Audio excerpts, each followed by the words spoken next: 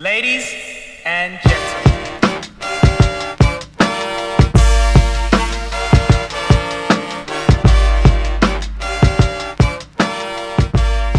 What up? Hey, what's up, bro? Yeah, I'm late and I'm still the only one here. Oh yeah, this is not going to be an episode of Fit Nation Podcast. This is the Stu Show. Oh, you're It's a interviewing me? Or am I it's a new interviewing you? uh, it's a new segment we're having here on the channel. It's called the Stu Show. We just vibe with Stu and see how you feeling in prep. That's not the right time to be doing this, man. I mean, if you were gonna do this like maybe 6 months ago, you know, it's Now, feeling it, dude. Feeling it. well, you know what the good thing is though, like time kind of flew because it's about to be over. It's about to be over. What in another New York is 3.5 weeks. Yeah. It's yeah. honestly, this prep has flown by. It's been really smooth and easy. And I bitch because I like to bitch, but I really can't complain. Like it's been smoother than last year. Um, I'm ahead of where I was last year. Like I can't be mad. So um Yeah. I'm pretty I mentioned it last time I think at the end of the show, but there's a guest posing that I'm doing this weekend at the Emerald Cup over Mhm. in town here. Um and like I got a bunch of friends coming to town. It's gonna be fun. I actually need to finish up my routine for that today. So Oh, you gonna uh get you gonna get fancy with the routine or yeah, man, I like putting effort into that. They're paying you to be there. Like yeah. I think it's, if you're a professional or like acting like a professional, you should put your best foot forward and like choreograph some shit. Um, I agree. I mean, I'm doing it late. I was fucking choreographing it 10 minutes before I got on stage last year, but I got it Yeah. done. So, yeah. I don't know. Do you think it's like bad if I reuse a routine from like one guest posing to another? Because I'm gonna have like three of them this year at least. You know why I don't think so? Because nobody ever seems to have like a full video. Like you don't see like the full videos being posted. You like a clip or something or like a pic or Yeah. pictures. So unless like you have a posing video that goes viral, like Kai Green back in the days, like a guest posing go viral, I don't think nobody even notices. Yeah. I mean, I'll tell you Yeah. what, like Hunter was like guest post last year with me at that show. And it wasn't the first time I met him, but that's the first time I actually spent any time with him. And actually figured out Hunter was super cool.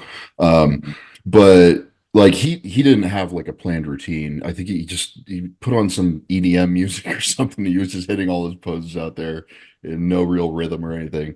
Another thing against him, it's just like uh he does a lot of guest posings, to be fair. So like I Mhm. mean, doing a routine for every single fucking one, maybe a lot. Catches up. Yeah. It catches up. Yeah, so there's a couple things you can do that I remember doing. I used to be like really into the posing, right? When I Hmm. was young. I was one of those young guys. Oh no. You know, but with the fucking psychic glutes, but you focus about the fucking posing. You focus about Yeah. the wrong thing, champ. Focus about the First wrong things thing, bro. first, get in shape.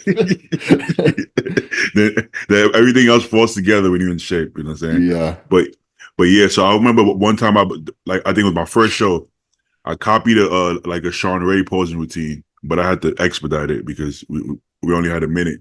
And Yeah. then from show to show, I would just make a couple of changes to that. And people would be like, yo, how do you come up with all these new routines? I'm like, I completely robbed Sean Ray's routine and I just change a couple poses every time I do it. And nobody knows because nobody studies it to the T, right? Yeah. Even so, I remember it was was it last year USA's maybe? Yeah, well, last year USA's. And of course I waited till like the last day in the hotel room to come up with a routine. And then I did, and I'm on stage. I'm like, oh fuck, I keep fucking up. I come off stage. I'm like, bro, I fucked up the whole routine. Yeah, but nobody knows what the routine is. So Bro, I completely winged mine at the USA's. Because like I honestly didn't even know if I was going to be in the top five. It was only top five who got to pose, right? So I was like, Yeah, between prejudging and final, I was like, fuck, I gotta figure do something something. out, So I actually Yeah. gave him Well, a USB drive with my music on it uh, and a bunch of other shit, I think. Nothing bad, like, yeah. pirated Careful. movies or something. Like, and I never Careful. got it back. So whoever the fuck took my USB drive, I hope you're enjoying it in whatever Yeah. movies I have on. Yeah, man.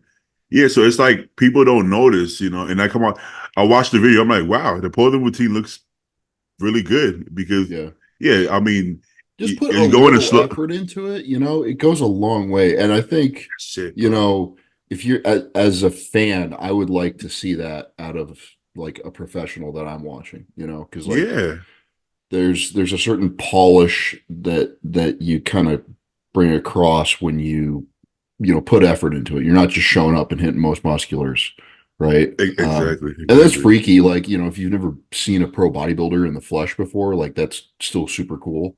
But I think you can get like some like legit fans out of like, oh, this guy is like a big open guy, but he can also pose and he can like go through these motions that most people don't 100%. even bother to try. And Yeah, like I can hit, you can too, because you got like a little waist and flaring body parts and stuff. You can hit poses that a lot of open guys can't. yeah, yeah. Um, like Coming in handy. so like you should pull it off. It kind of brings a certain charisma to you that I think it does. that helps your I don't know Now, fan base, I guess. here's the thing. I think when people feel the opposite of us and they feel like they can't hit these maybe like cooler poses or different poses, they think that they won't be able to do a good routine. But that's the part that I disagree with. If you remember Dave Palumbo's routines, he had some of the best routines, but it wasn't because he was gracing the stage like fucking Terrence Ruffin. It was Yeah. because he made it entertaining. Like he Hmm. he would like go on beat, go on cue, and it would be like, I don't know, he would do like the Hulk thing and this thing and whatever. Even if when he didn't have props, he made it fun by his facial expressions and his interacting with the crowd, and you can tell he practiced it. So Yeah. I think that's really all you need to. Even if you watch Nick nowadays, like he puts together something. He said he winged it, right?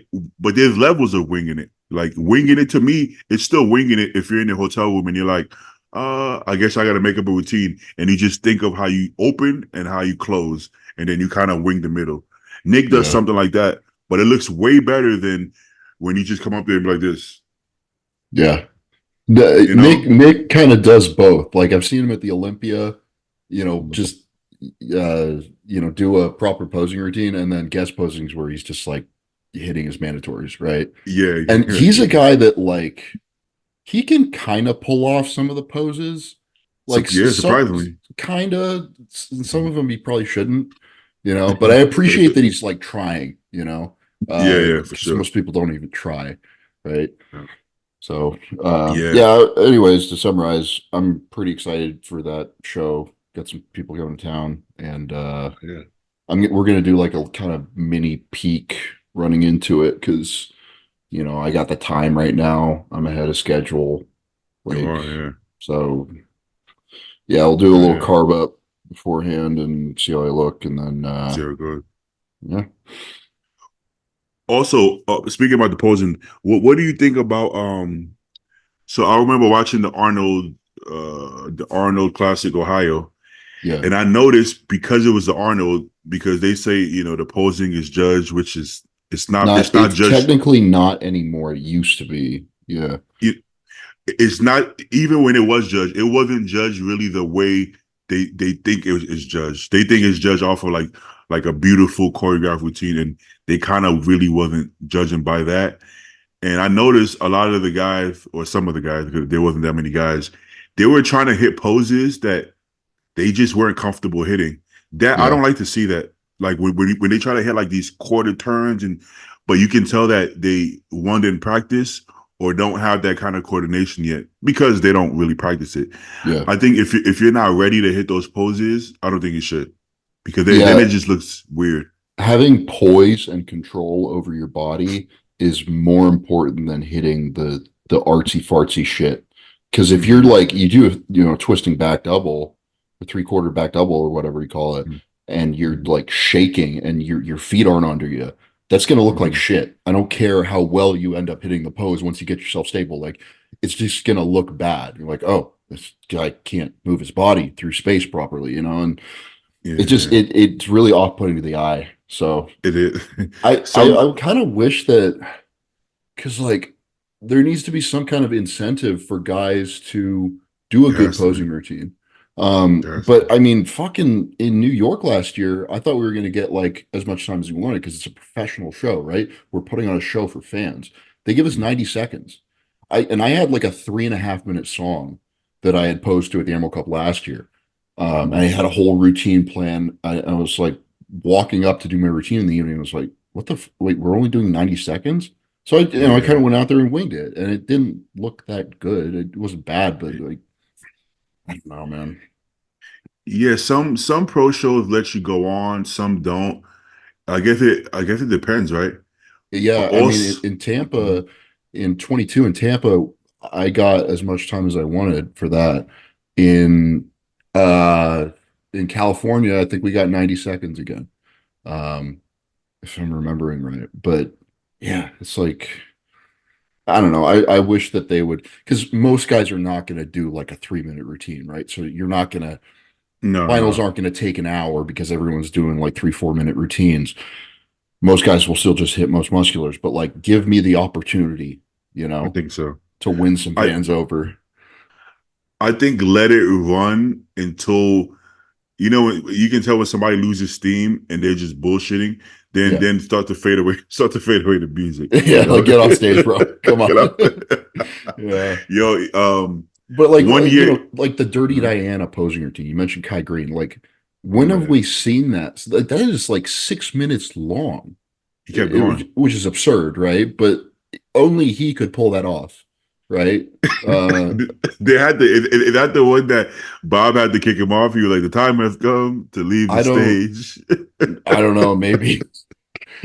But that Dirty Diana routine is insane. Like he's That's fucking great. Yeah, on his head and shit, and like, yeah, yeah. I mean, it's a legit routine. It looked rehearsed, like from beginning to end, 6 minutes long.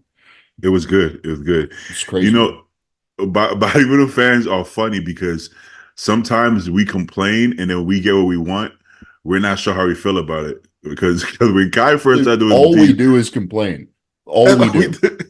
As bro, a member of the sport and as a fan, I bitch uh, so much, dude. It's like my full-time job. we can't help it. I remember everybody for years. Guys don't pose no more. They don't put effort. And then Kai came out, and everybody was like, "Whoa, I don't know how I feel about that. That's kind of That's strange." kind of Because gay. Like, but everybody was like, "I don't know, that's gay." But then you know what? You know what it is? You know what trumps all? Actually having the physique and winning shows. yeah, Once Kai became Kai's physique, it was like, I don't give a fuck. He's fun. Look at him. He looks great. yeah, Fuck it. fuck We it. don't care. Bring the gay shit. We don't give a fuck. Maybe a little less leather. I But never really understood that part, but well, okay. Also, he also did tone it down a bit and showed more of his physique because early on he would barely get a pose in. He would be so busy gyrating and shit yeah, that. But later on, like some of the later Arnold's, he was flowing, but then he would really hit the pose and showcase the physique, which I think is important to make sure that you're still showing your physique. yeah. Like if you're just scrambling through your routine, it again is going to look choppy and unprofessional, and yeah. So don't be afraid to like hold a pose for a second and I like agree. draw it out like through a few beats and uh yeah. Oh, That's fun. I changed into this before getting on here because I'm gonna keep on wearing this shirt until they try to sponsor me because I like their shit. Yeah. I think you should be able to get a sponsorship from them. Yeah, I Well, mean, the thing is, like, I know I've talked about like I don't want to get hooked on this stuff. I don't want to get hooked on it. I wouldn't be worried about using it in the off season because like right now I've used it like a couple times a week probably. to like give myself some energy, get myself going. But like in the off season, I wouldn't want to, you know. Yeah, I do yeah. get a little bit of nausea from it if I overdo it. So like I don't know. I think the habit forming potential is there, but only if you use it like as an escapism kind of thing when you're dieting, which I think, Okay. you know, I'm kind of prone Okay. to, but I'm aware of it at least. So I know a few people who used to smoke a lot of weed in prep, and they switched over to kratom, and they said it's night and day difference how they feel, how they look. And I'm like, yeah, really? Huh? That's interesting. That would make me want to try it. you should If give it a try. Like it is, you feel good on it, right? It's hitting your opioid receptors. It's you ooh, feel oh good. yeah, oh yeah, Um, baby. and in like just kind of like a oh this is nice kind of feeling, and it also gives you Mhm. some energy and some focus as well. But you know, if you're just like if you're smoking in the morning or a couple times a day to like just numb the pain of existing at 2 weeks out or something, which I've done before. I know you've done it, right? Yeah, for sure I've done it. Yeah, for sure Yeah, I've done you know, that's not great either. So it'd probably be preferable that, but like again, you probably shouldn't use drugs as an escapism kind it. of No, tool. no. Um, And so if you do, at least try to be self aware of it, like we are, mhm, because when I do, I'm aware of it, and I'm like, okay, this can't continue to happen. Somewhere in the back of my head, I'm like, okay, yeah, this can't continue to happen. As soon as I'm feeling a little bit better, I'm gonna just stop doing it. You know, yeah, which is some people aren't self aware enough, or they're like, I'm aware of it, but fuck it. I feel so shitty. I'd rather feel better, you know? And yeah, I think we've all been there to a point. You yeah. You just get have to to that be, point. It's just you we got to don't be give a fuck. at least self-aware, right? You can't be that dude who's like, I can stop whenever I want, you know? Like, Yeah, okay, yeah, do it. You're spending $100 a week on this, like, just do it, you know? yeah. There was the Whether it's episode, weed, there was the kratom, whatever, right? whatever it is. Yeah. I remember there was an episode you said, at the end of the day, no matter how hard you diet, you're not gonna actually die, right? You might feel like it, but you're not gonna No. die. So in my head, when I'm 2 weeks out, and in my head, I'm like, yo, I need this so bad because I don't know if I can like survive this. And it's like, yes, you will. You will survive it. You're gonna feel like complete shit. But Yep. you gotta turn that off. Like, okay, I'm gonna survive this. Nothing's gonna actually happen to me. It's hard to think that though when you feel that shitty. You're just like, I just wanna get the fuck away and just relax and not think about this shit for a couple I weeks. But Yeah, mhm. man. I notice myself getting into like these circular thought patterns. So I'll be thinking about the same, just random shit over and over again, like something Mhm. somebody said that's just looping in my head. And I'm like, I don't do that the rest of the Yeah, year.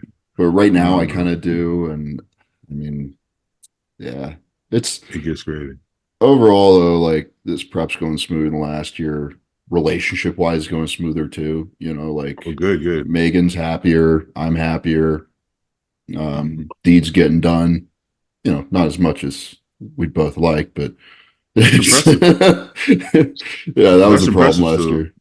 Yeah. yeah, I mean, it's that's real. I mean, that does sub But, How you doing, uh, guys? hey, dude. pretty good, brother.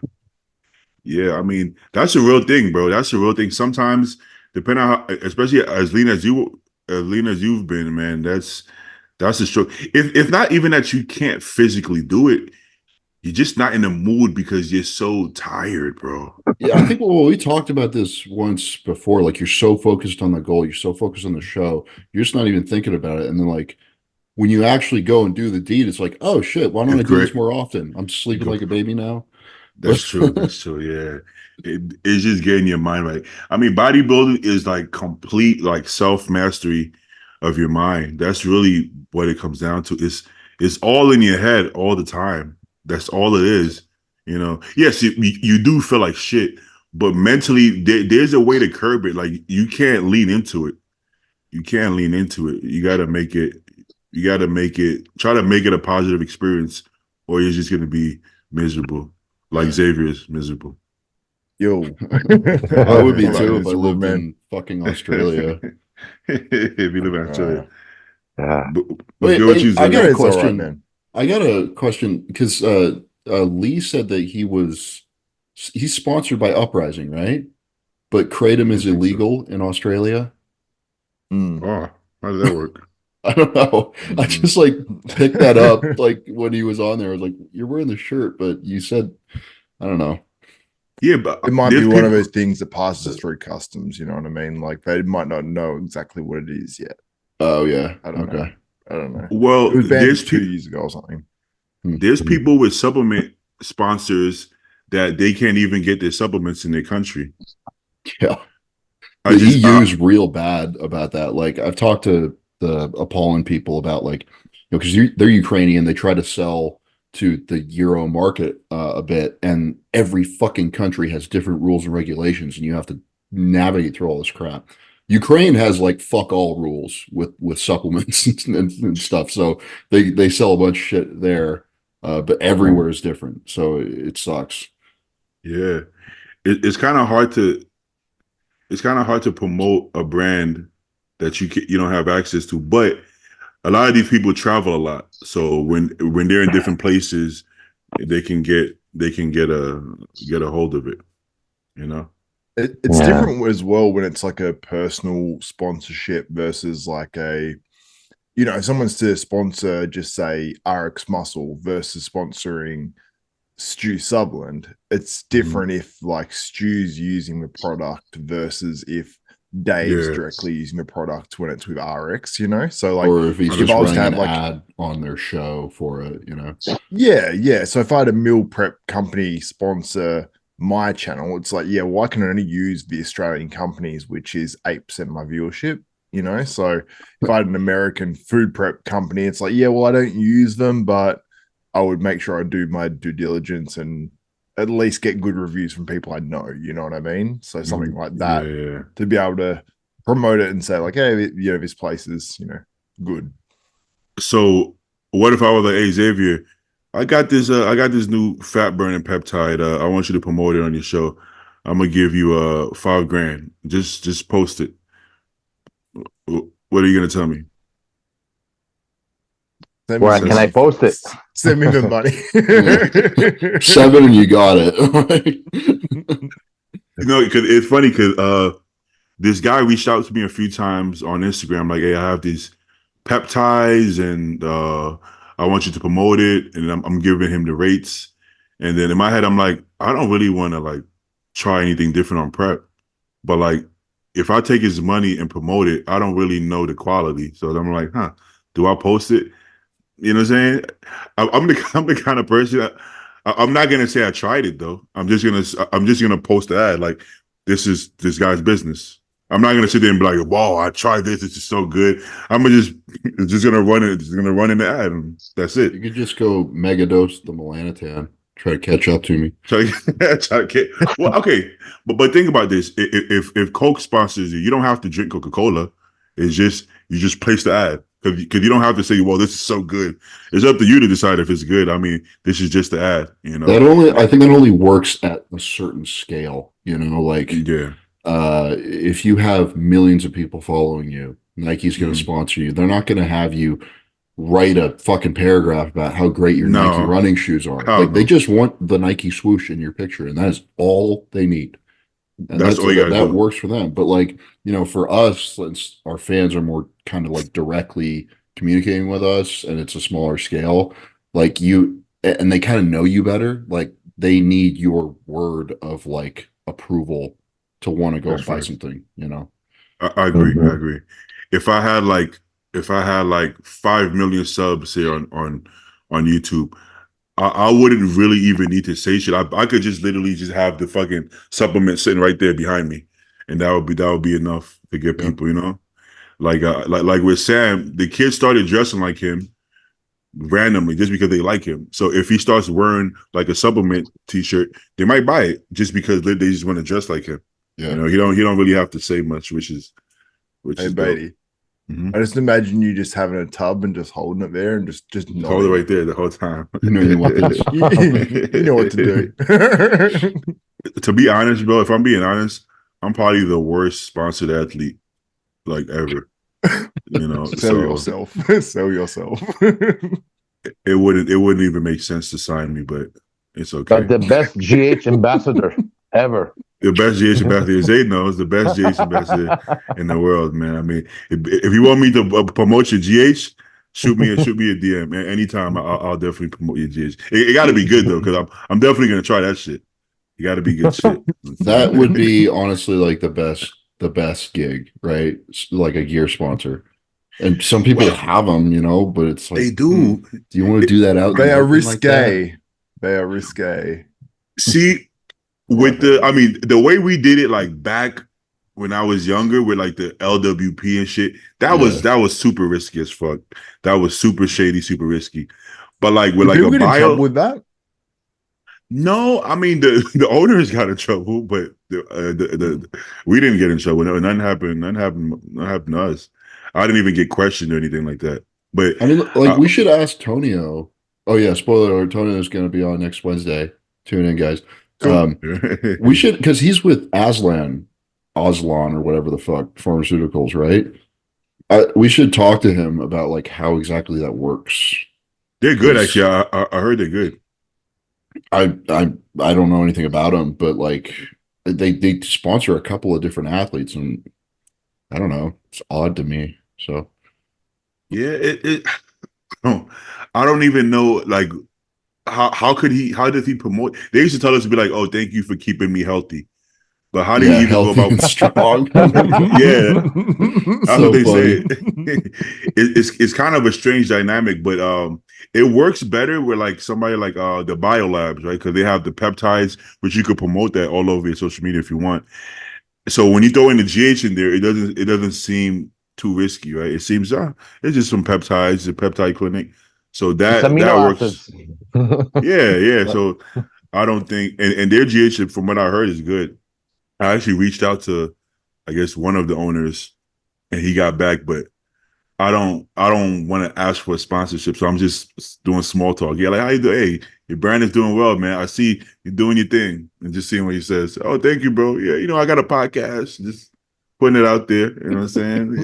Yeah, Stu, you got a name drop. Yeah, guys like Stu. Yeah, you got to get me on this, dude. I was actually just like wondering, like I should get like a peptide or be affiliated with a peptide company because just my clients, right? Like sometimes they need to go and get some. I don't really have anywhere to send them.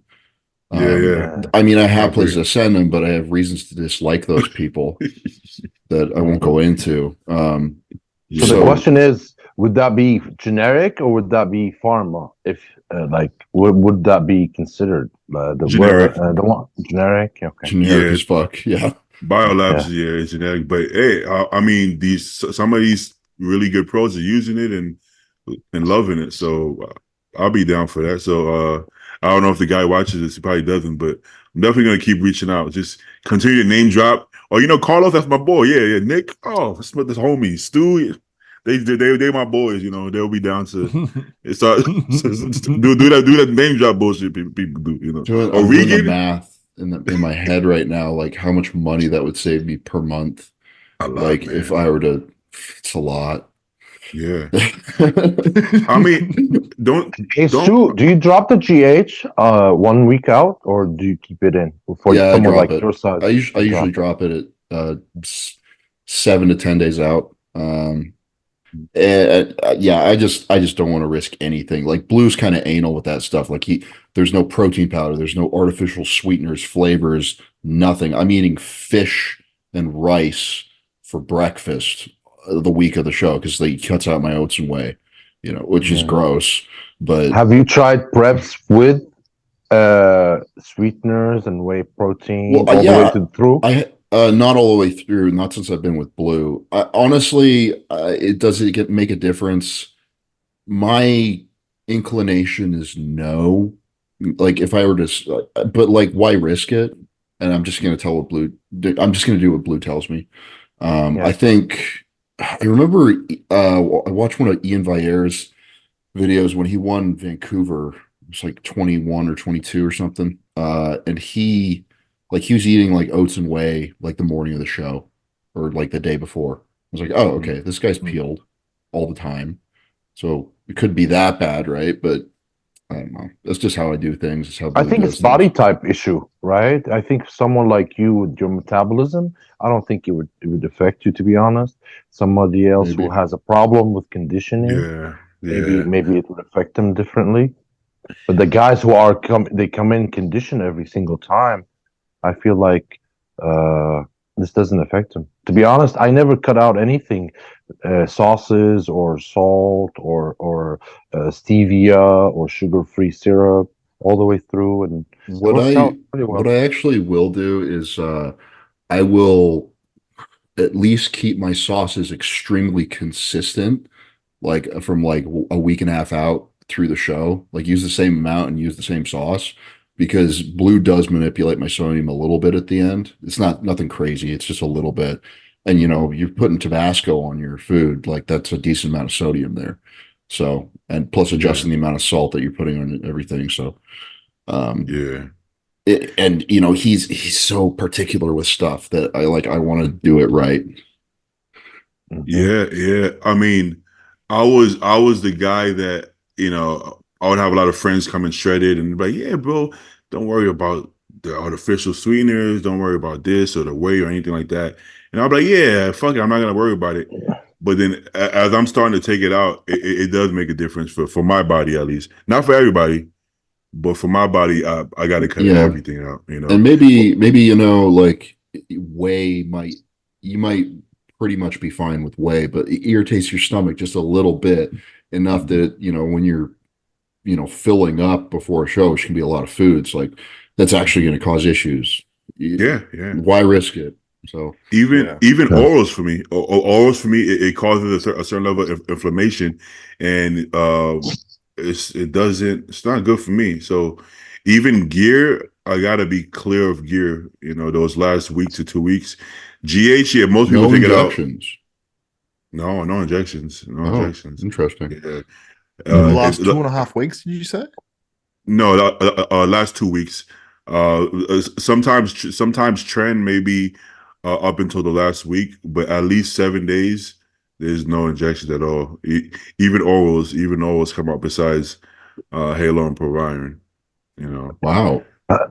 Yeah, Yeah. It's yeah, the I it's the old adage back in the day here in Australia where it's like, cut your shots 2 weeks out. You hmm do this. Yeah, Some I some think people it's I don't funny some know how people about can't do people that, that. treat this man. like rules. No, no, no. Don't get me wrong, Stu. This is not advice. Some people do that, and they completely fuck up their physique. You only do it because you have to. Yeah. If 2 weeks out and you've been dieting and you're fucking shredded, I don't think you should change anything. I've kept GH till literally show day for some people, just because why would I take it out if you're shredded and full and look Yeah. great? I'm not changing anything. I don't change. There's no peak week. I won't even add Halo if I feel like you're inside out.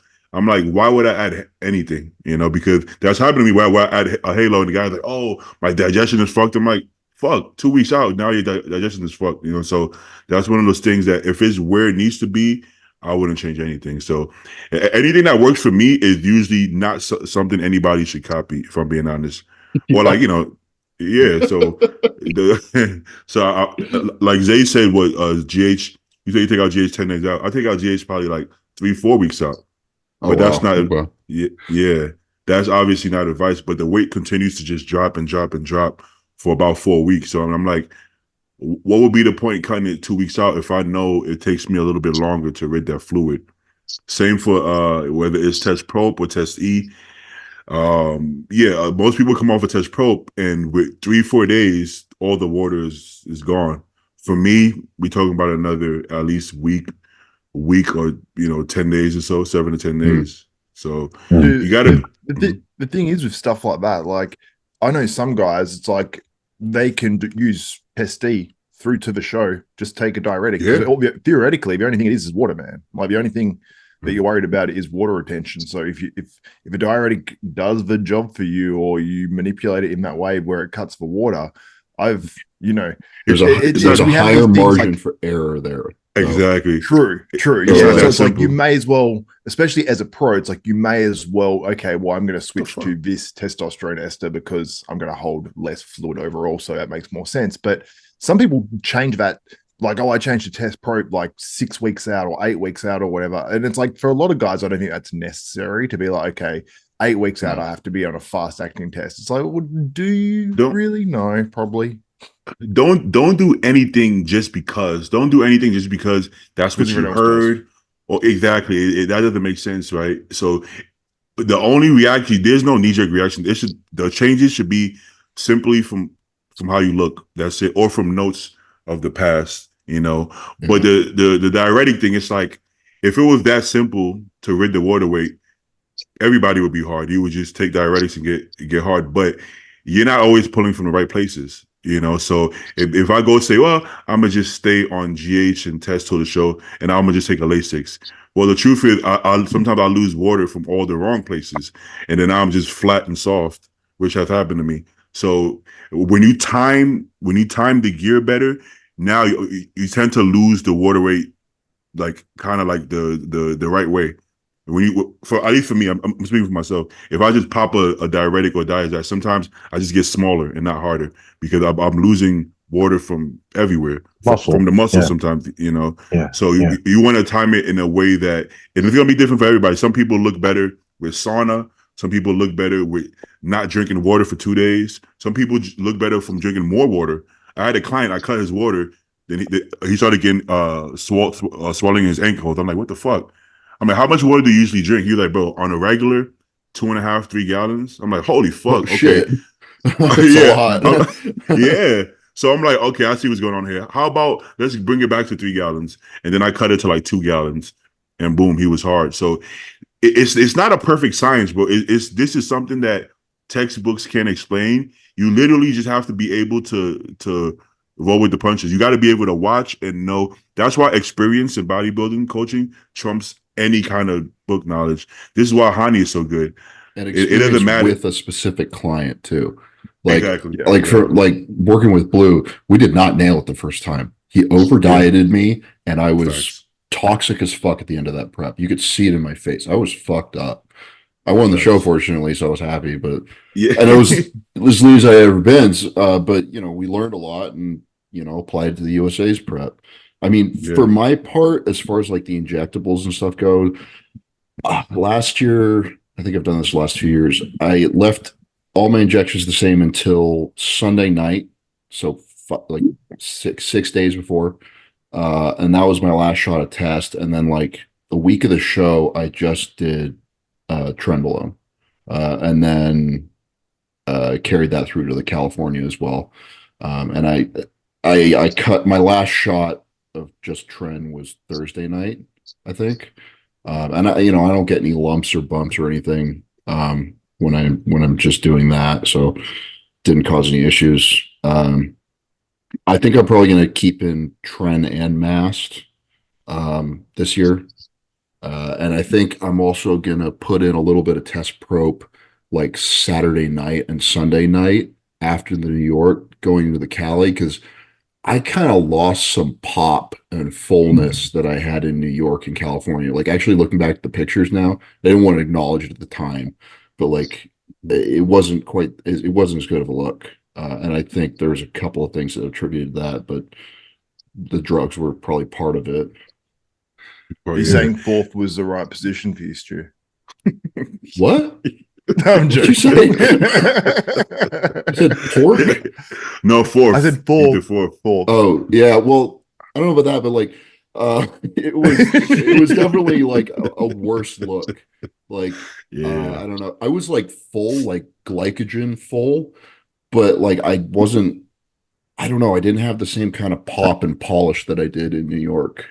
Mhm. So oh well. Now, Yeah, dude, I'll say that 100%. I've seen it with other people as well. They have like shows like back-to-back weekends or whatever. They cut their shots, a week out from a first show or X amount of days from a first one. They do 2 or 3 shows, and it's like they haven't done shots for 3 weeks, and then you notice a different look at the second show that's not better. Yep. So sometimes I think they need to just put in a few more shots and then just go back to orals. One thing that I've thought about, I've never done this, I've heard about other people doing it, but like, if you need to drop your shots at like 3, 4, 5 days out, could you shoot like a long ester that last day and that would tide you over through the show? Do you know if I think it's not a anyone? bad idea.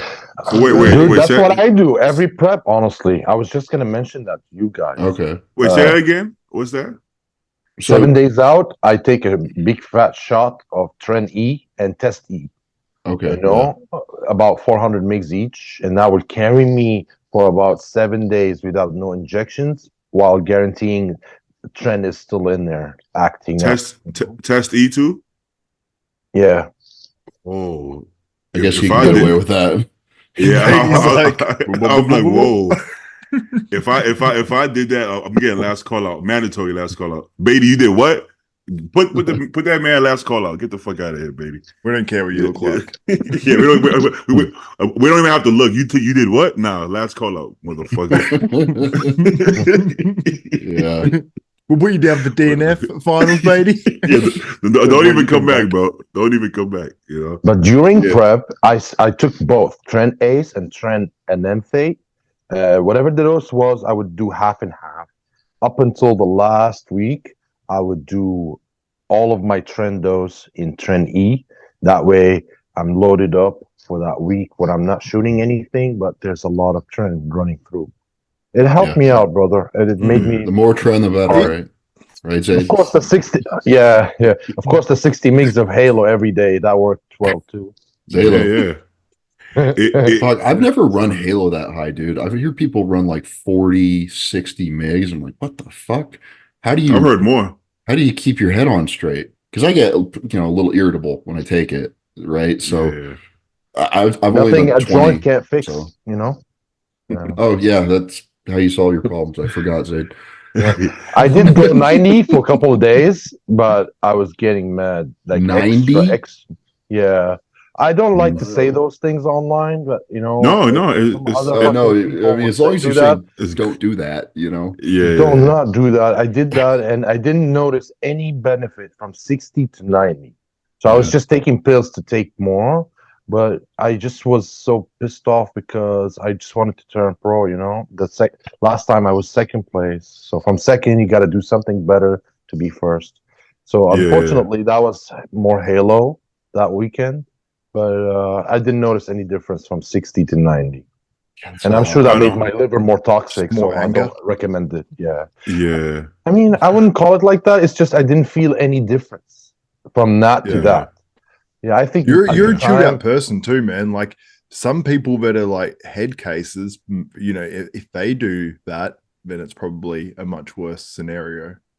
Yeah. Yeah. I know guys, they take one shot of trend, they go berserk. One shot. Oh yeah. Oh yeah. You know? Oh, look at And Stu. about- Stu lost his I'm camera. ducking. He's I'll getting be right mad back. already. I'll be right back. Yeah. He's trying to buy his Halo. when I was with, I feel like I don't want to sound like I'm never putting John O'Regan under the bus because he helped all of us out for free, and I feel like he's a super nice guy. I think he was a good coach as well. I just Did he coach you? yeah, he did coach me the first couple Oh. shows. I was hoping It- you'd say no. No, he did. It was more so, and I kind of liked him because he didn't bullshit around the topic. And at that age, I almost wanted to believe. I don't know why. It's like you want to believe that the pros are taking crazy doses because you're like, there's no way. Look at Phil. Like you can't look like that on a gram of test. You got to be. Motherfucker got to be on 4 grams. Obviously, the longer you do this, you realize that that's just not how it works. Phil is gonna beat you regardless of what the fuck Phil does. You know what I'm saying? But with John, I took quite a bit of Halo, quite a bit of Proviron, and basically he just kept upping it because I wasn't getting as hard as he wanted to, and he just kept going up. I won't even say the doses, but there was no dose off limits. It was keep going up, and yeah, like Zay said, it works to a point, and then it stops working. Right? It's the same thing. Take 500 tests. Whoa, you big. 750, you get bigger. A gram, you get bigger. A gram and a half. Some people might get even bigger. You get up to 2 grams, 2.5. You're not getting no bigger. Like I'm sorry, you're just not. Even if you think you are. Our boy Jason Coley's doing 800. I mean 1800 tests each week. When he said that, I was really like, wow. Okay, Mm. Jesus Christ. I've heard You a know, lot more than that. Yeah, I've heard a lot more than that. I can't speak for everybody because everybody's different. Me personally, I don't feel like I grow any more from anything over 1,200 now. I don't feel like I grow any faster. I Does my agree with that. Over 1,200 is probably, for me personally, I feel like 1,200 is the absolute max. Where after that, you're just wasting the oil. yeah. Same with Halo. I felt I'm wasting my money, honestly, after a certain dose. See Halo's the expensive too, so fuck that. It's true. the Yeah. place the place where people disagree is that like let's say with Konevsky, right? Okay, he goes from 2 grams to 3 grams and he gains 5 pounds. And it's like, but I gained the weight. But in my head, I'm like, yeah, but I don't believe that's stage weight. That's just Fuck no. water weight. Weight. That's water weight.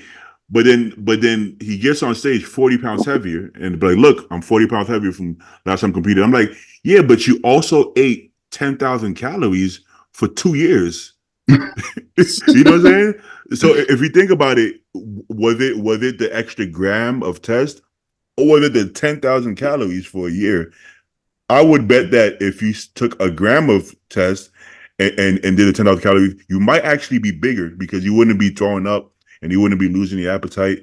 And you know what I'm saying? And you wouldn't be like having these lower back pumps and you'll be able to train harder because you don't feel like shit all day. So You might have a how- less toxic look. You might have a slightly tighter midsection. You might, yeah, if your liver is functioning better, kidneys functioning better, your heart is functioning better, you make Skin's more better. results. You know what I'm saying? Mhm. So I would argue that it only worked because he was actually putting in the work. You know what I'm saying? Whereas somebody does the same thing, but he's still eating 4,000 calories. I don't think anything happens much of anything happens. So I think Eric was just actually putting in the work, but then he was giving too much credit to the gear. Look, he's still pretty much almost, I would say he's the same size he was muscular wise when he was doing that, and now he's doing your regular TRT here and TRT there. So I'm like, if it was really the drug, wouldn't he have lost muscle? You know what I'm saying? He's eating 3 meals a Still day. big as fuck. Yeah. Exactly my point. On a fraction of the calories. So that muscle was built by being built. I don't think it was built by as much drug as he thought he needed.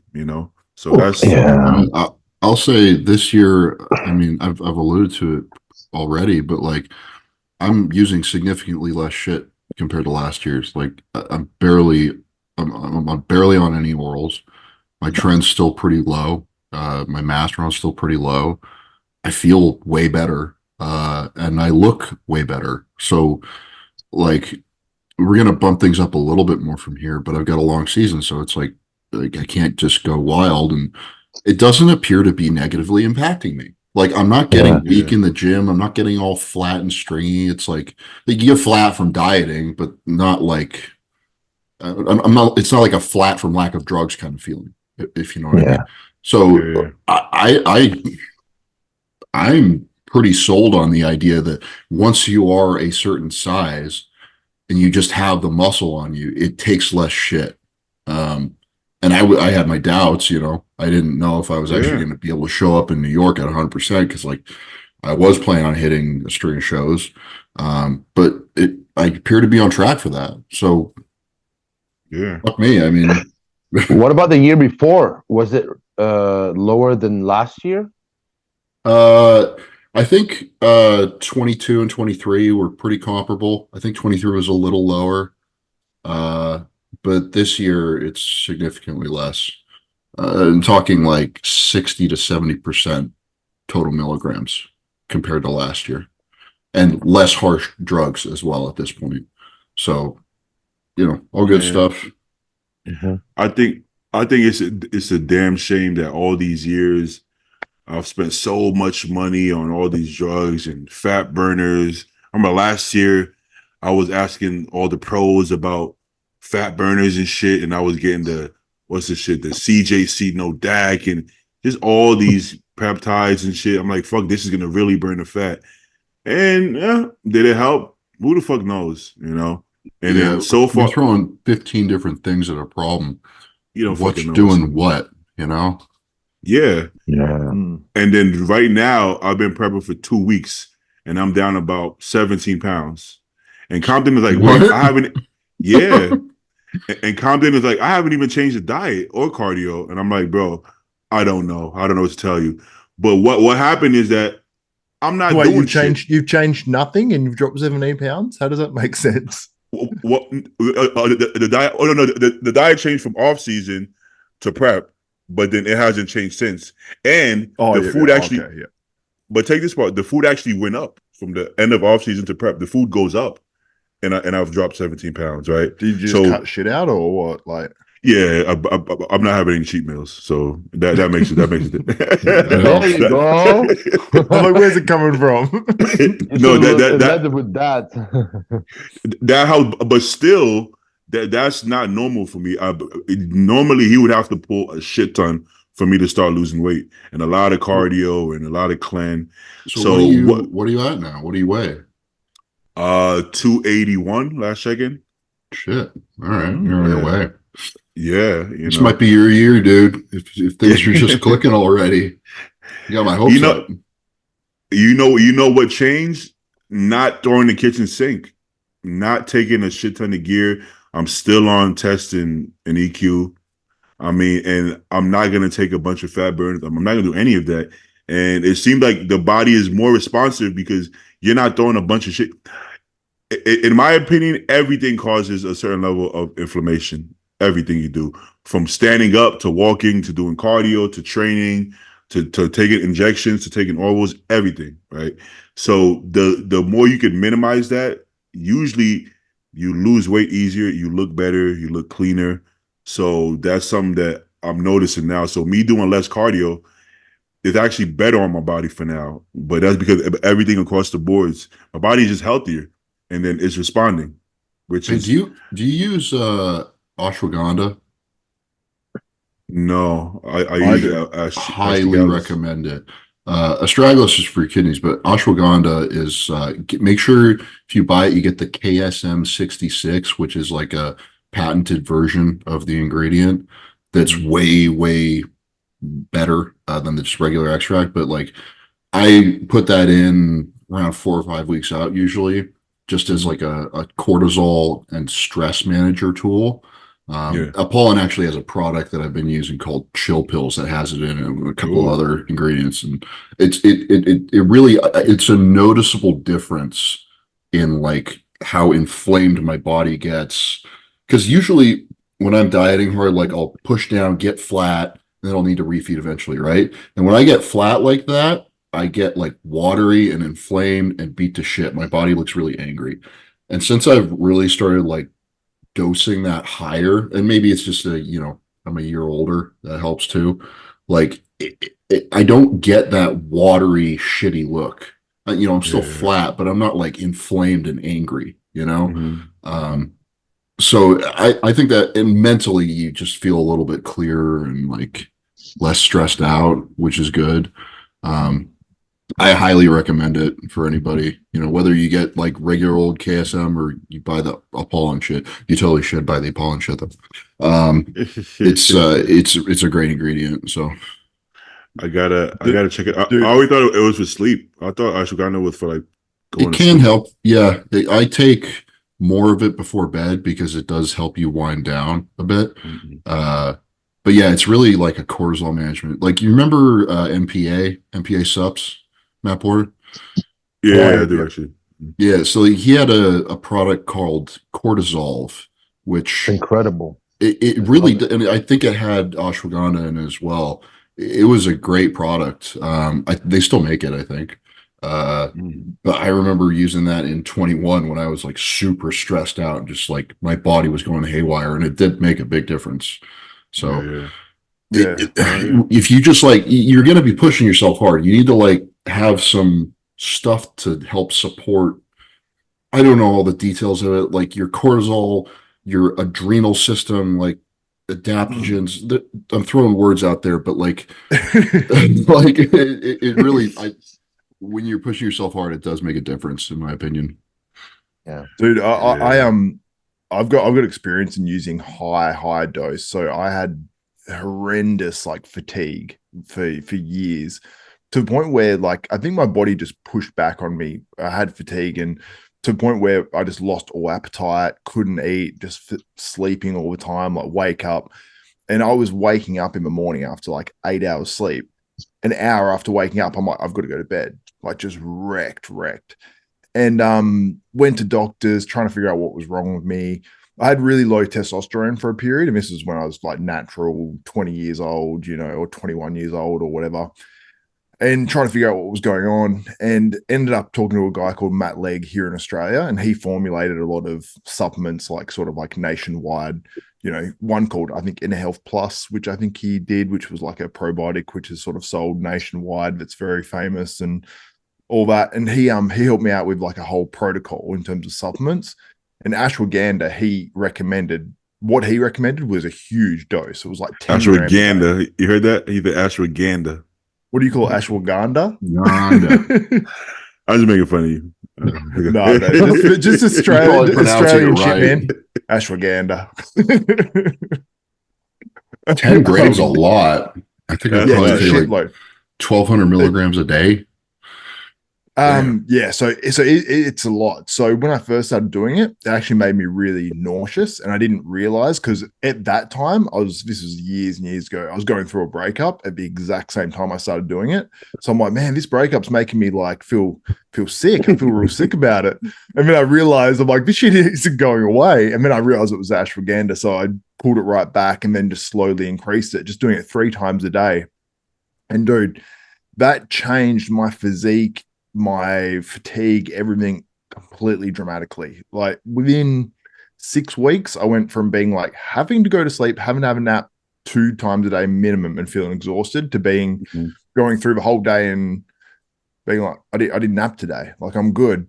And then I was increasing my calories and dropping body fat at the same time, just continuously. And I'm like, what's going on? This is crazy. And it just helps your body manage cortisol.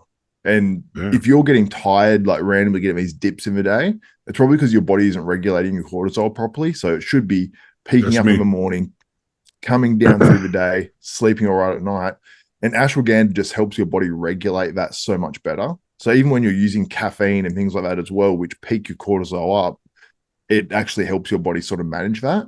And another thing he recommended as well is before you're having like caffeine or any sort of stimulant, take CLA, which is conjugated linoleic acid, and that actually lessens the actual cortisol response to stimulants like caffeine and things like that. So this dude is knowledgeable as shit. He's actually been on RX before. He had his own podcast. Very, very smart guy. He's helped with a whole bunch of stuff, to like even really weird like recommendations and protocols to things. I had one part of it had cystic breasts, and he said, he asked a few questions and, something to do with medication she's taking. He said, that because of this, she'd be low in this in her body. He's like, get Lugol solution and put it on the bottom of her feet. And he's like, it's got iodine in it. Her body will absorb it until it's got enough iodine in her body. And then you'll notice it will stop absorbing. And then her feet will remain sort of yellow, like the Lugol solution. Did that, literally dissolved the cysts. It's like, this dude is like a genius. Wow. He's a very, very smart guy. So, yeah, he big on ashwagandha. The only thing I found about ashwagandha when I went super, super high dose is that I felt like sexual performance wasn't at a paramount. Whoa. But when I pulled it back a bit, you should have led with that. You should have led with that. When I pulled it back, though, I was energetic and I was back to me. Didn't we open this talking about like how you don't give a shit about sex and prep? Exactly. You don't care, man. I mean, just in case, in case of emergency. Well, Beatty's saving himself till marriage, so he's good. Oh yeah. I don't. The holiest among us. I don't partake in that kind of activity, man. Yeah, not at all. After fucking half of gold, LA women. Yeah? Damn, Zayd, you going to put it? Sorry, that came out of nowhere. Zayd, a lot of joy. I mean, obviously, Zayd is kidding. That's a joke. of course, right? Yeah, We don't definitely. we don't get down like that. That's not how we do. Yeah. I do But have a follow-up question for you guys before. Mhm. What's the biggest injection of GH you can do at one time? Let's say you're taking 10 IUs. How would you break that up? To 2 units, or would you do 2 shots of fives, or would you do? How did you guys do it on a bigger dose? Zaid's some- asking for a friend. Yes, for a friend. I've done. Oh damn! Let me let Stu answer. I always do it 50-50 right out of bed in the morning and right before bed. It's easy to Okay. Is remember. it true there's a threshold where you can't really absorb GH because you went too much on the IUs? My porter used to say that anything over 4 IUs is not really beneficial to take in one shot. I'm not really sure how solid this evidence or this information is. That's why I'm asking. How would Well, you? what do you think? Has it been working for me?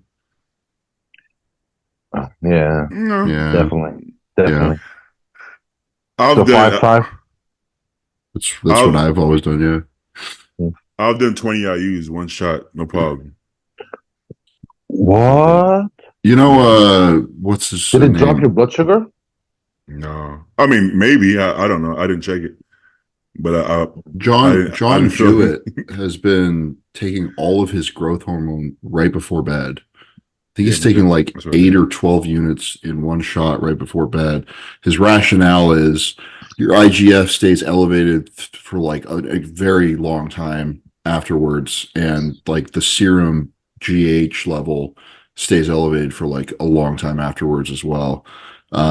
I think that there's always, I've made the argument that taking it first thing in the morning, like fasted before your cardio, it makes sense because it's going to be like in your bloodstream and liberating fatty acids. So when you do your fasted cardio, you get, you're burning off more fat theoretically. You have to do it well enough in advance, like 30 minutes to an hour before you do that. And even then, you're not really going to be getting the peak GH level. If you do it fasted in the morning, it's still like a few hours afterwards. So it's a debatable value, but I mean, I don't know if I'd put it all in one go, honestly. I gotta be honest, man. I don't think any of that shit matters, bro. I know it sounds really analytical and scientific key and everything. Just don't forget to take I it. don't I don't think it matters. Mhm. I don't think like I feel like people really focus on this, and then somebody like Nathan Deasher does it when he feels like it, still comes and beats everybody. You know what I'm saying?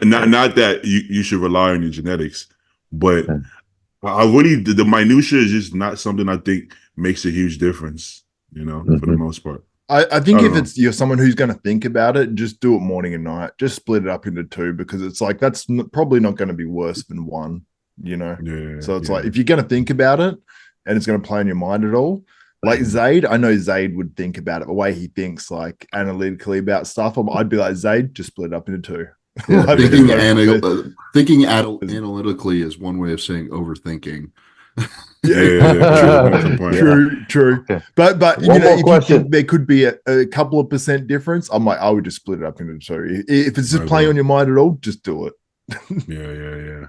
If you got the time. What about the people that say you have to take a shot of GH and wait about 30-40 minutes and not spike your insulin by eating carbohydrates right away? What do you guys say to that? Do you shoot and eat right away, or do you shoot and take a break and then eat? Shoot and then pray. Because naturally, GH is not Words of active as this, as the insulin. Your body, I don't think it produces GH and insulin at the same time. Yeah, we're not natural though. We're not trying to optimize the natural levels. I'm just saying naturally this process doesn't take place. So maybe the growth is interrupted if you introduce insulin while your GH is high in your bloodstream. I'm just thinking out loud, honestly, to try to find the best way to do this. Does it matter with exogenous? It doesn't. Well, because naturally your body doesn't produce 10 IUs of growth hormone either. So every single thing like I feel like every single thing we're doing is way past what your body naturally wants to do. Your body doesn't naturally want to be 300 pounds. Your body doesn't naturally want to eat 8,000 calories. So I feel like we're way past what your body wants to do. We're doing what we want our bodies to do. John Reagan told me that. He was like, no, I don't believe in listening to your body. Your body listens to you. You know That's not right for him. Yeah. You know, he said, "You're listening to me. Your body's listening to you. So your body's listening to me. Your body doesn't tell me. Your body doesn't tell me what it wants to do. I tell your body what to do." I was like, "Okay." I'm telling it more Halo testing. No, when he first he took me from like 3,000 calories to like 7,000. I'm like, "Bro, I can't eat this." And he's like, I mean, eat it. I mean, eat it or don't. What the fuck you want me to say? And I was like, damn, what am I gonna do? And my body transformed. And I was like, you know what? Maybe I do tell my body what the fuck to do. You know what I'm saying? So He's not I wrong. don't know. No, he's not wrong. Within limits. If you're fucking shitting blood, then you got to start making some changes. You know. Shout out Carlos. Oh yeah, like so I'm sure Carlos.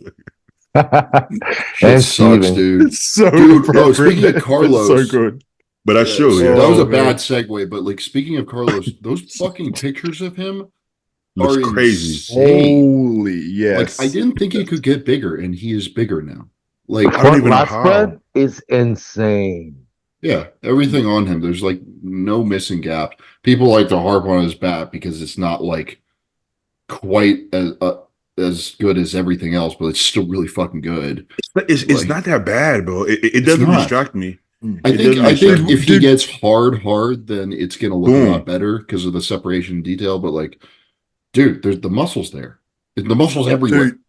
It's Yeah. Dude, insane. he's so damn good with his back. I was looking at it yesterday, that back double bicep. I'm like, if I could just Photoshop his legs a tiny bit longer and just remove that tiny bit of his lower back, his back double would be like perfect. Perfect. Like, Yeah. Well, like, it actually, and I'd rather the small waist and a bit of a like, where his lower back isn't doing as much, because there's Agree. that sort of that length there. I'd rather the small waist and a bit of a gap where his physique isn't doing as much than a guy that has a thicker, wider waist and maybe has less of a gap there. I don't know, but Mhm. me too. we tend to penalize that though pretty I bad. think pretty I think harshly. it goes without saying. Well, I'll say it anyways. But if he nails his conditioning, not even nails it, like gets in like Samson condition, I think he has a better physique than Samson, like by a significant margin. Bro, He's not You as think if tall, he's in, you but think like I you think think you think he gets in the same condition as Samson, he beats him? I think so. Yes. Same. If you go pose per pose, I it's think very he close, mops yeah. him. Seriously. Mhm. Samson's Now back is not imagine- that good, and he's tall, so it's not filled out. Carlos's back is everything on Carlos is filled out. Yeah. well, the trying to think craziest. back to Texas last year when he competed, and like I think he was in pretty close condition to like where I thought he looked Samson was. good. I thought he looked really good personally. But I will say this. I think Samson still had better conditioning though, because he's got more of that depth to the muscle. So like when He you look does at Carlos have better across condition. the chest, it's not as thick as like Samson with his chest. It's like really thick. Yeah. So he'll hit a side chest and he's got more of that, thickness with a couple of lines through it. And I think he's just a little bit crisper than Carlos was. But like Yeah, Carlos but- wasn't that far off it. Like Carlos improves that 5%. And that pushes a long way up, man. And, No, we but- talked about how like maybe 5-7 years ago that conditioning wouldn't have cut it at all in the pro league, but it appears to be somewhat acceptable now, right? So I think that bodes very well for him, which is I'm really happy for because like he's a good dude and I want to see him succeed. As long as I don't compete against him, like I want to see him succeed. I want to see you do well, not in my shows. I'll be honest, like there's levels to bodybuilding and he is on another level from like me or anybody else, right? Imagine if he didn't have digestion issues. This man would be fucking us up for all of us. How does he even get to that size? Because this is something that's been bothering him for a long time. And on top of all that size, look how small his waist is. Like that doesn't even make Yeah. sense. I've never seen anybody ever with legs that size with a waist that small. It doesn't, you know. You know who's closer? It's Vito actually, but Carlos is actually bigger, bro. Carlos is a lot bigger than Vito. Way more muscular. Yeah. Yeah, you know, like Carlos is crazy muscular, but his waist is tight. It's crazy because we talk about Samson. Carlos' waist is actually smaller than Samson, which is crazy because Samson is known for having a small waist. You know what I'm saying? I don't think his waist arms are bigger, his quads are bigger, his lats flare better. I mean, find something on him that isn't better. Maybe some detail in the back, but again, conditioning. If Carlos gets, you know, fixes his tummy and gets even just a little harder than he was in Texas, it's like this dude is going to be like top 3, top 5 material, in my opinion. Yeah. Now, 100%. how do you control colitis when you're bodybuilding and you have to eat these crazy amounts of food?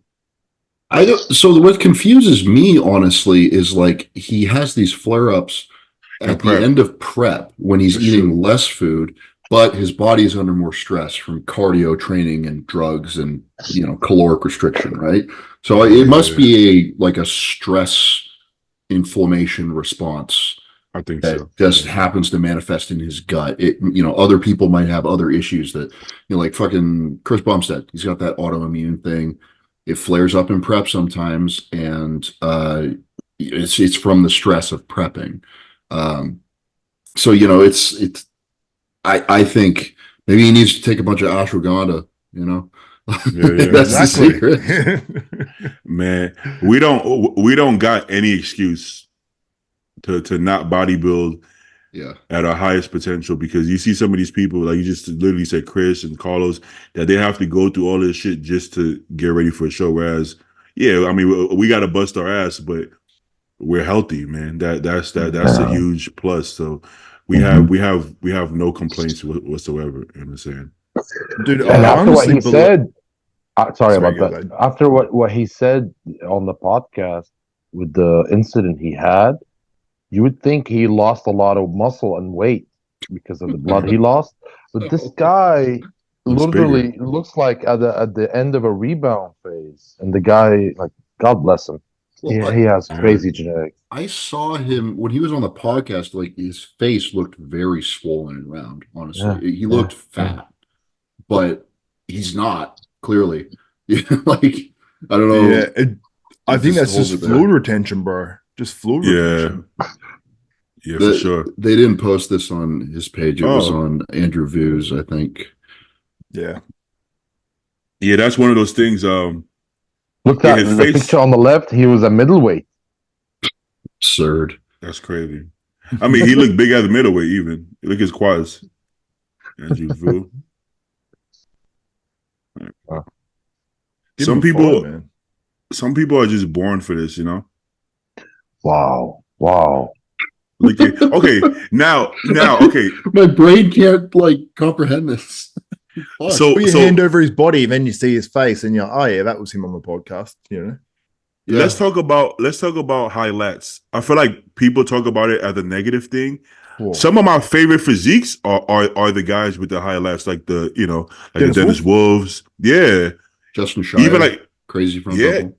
You know what I'm saying?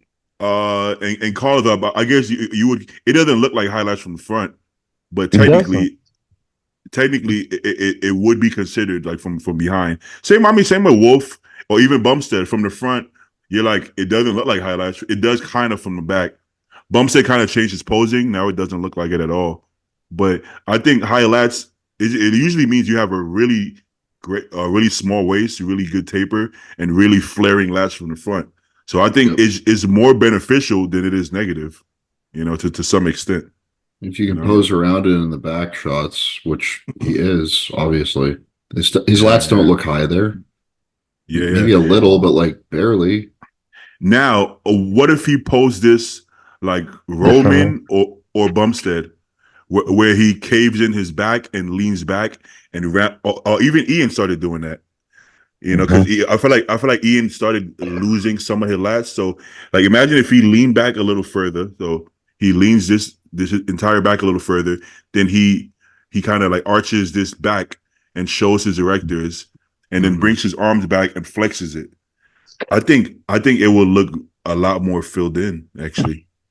You know? Yeah, and I think if he brings his arms a bit down, it create more like muscle in that area. Or Yeah. more detail. That's what I'm trying to say. Yeah.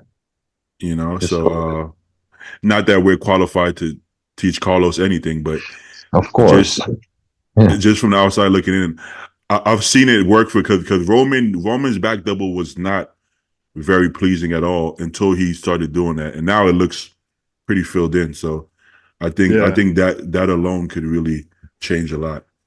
You know, I know what you mean when you're saying about the back double, like how Bumstead hits it, how Roman hits it, like it's that sort of different way. And I don't think I've ever taught someone, like I did a lot of posing coaching when I lived over in Western Australia, and I've never taught someone directly to do it like that, but I've taught some people to just push their elbows just around a little bit if their back's really narrow. But yeah, like sometimes it can just look awkward on guys too. So sometimes it looks good, but with someone like Carlos who maybe lacks overall detail and just that pop to the back, sort of, maybe his elbows back a little bit further, or like you said, doing it a little bit different might help it a little bit more. It works best if you have a very wide back, but not very thick. So if it's not wide and you cave it in, you look super narrow. So you have to be careful. But if you have a wide back, but it's like not very super dense, then it actually creates that density. You know what I'm saying? If like the way I pose my back double, I can look like two different bodybuilders just by the way I pose it, because I have a wide back, but it's not super dense. It's getting more dense now, but still, I gotta pose it specifically to how my body looks. I think that's very important. You can look nice.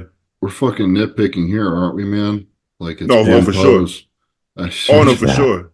I pray Carlos gets healthy, stays healthy, and goes and wins Olympias, because that's how good he is. He couldn't happen to a better guy, too.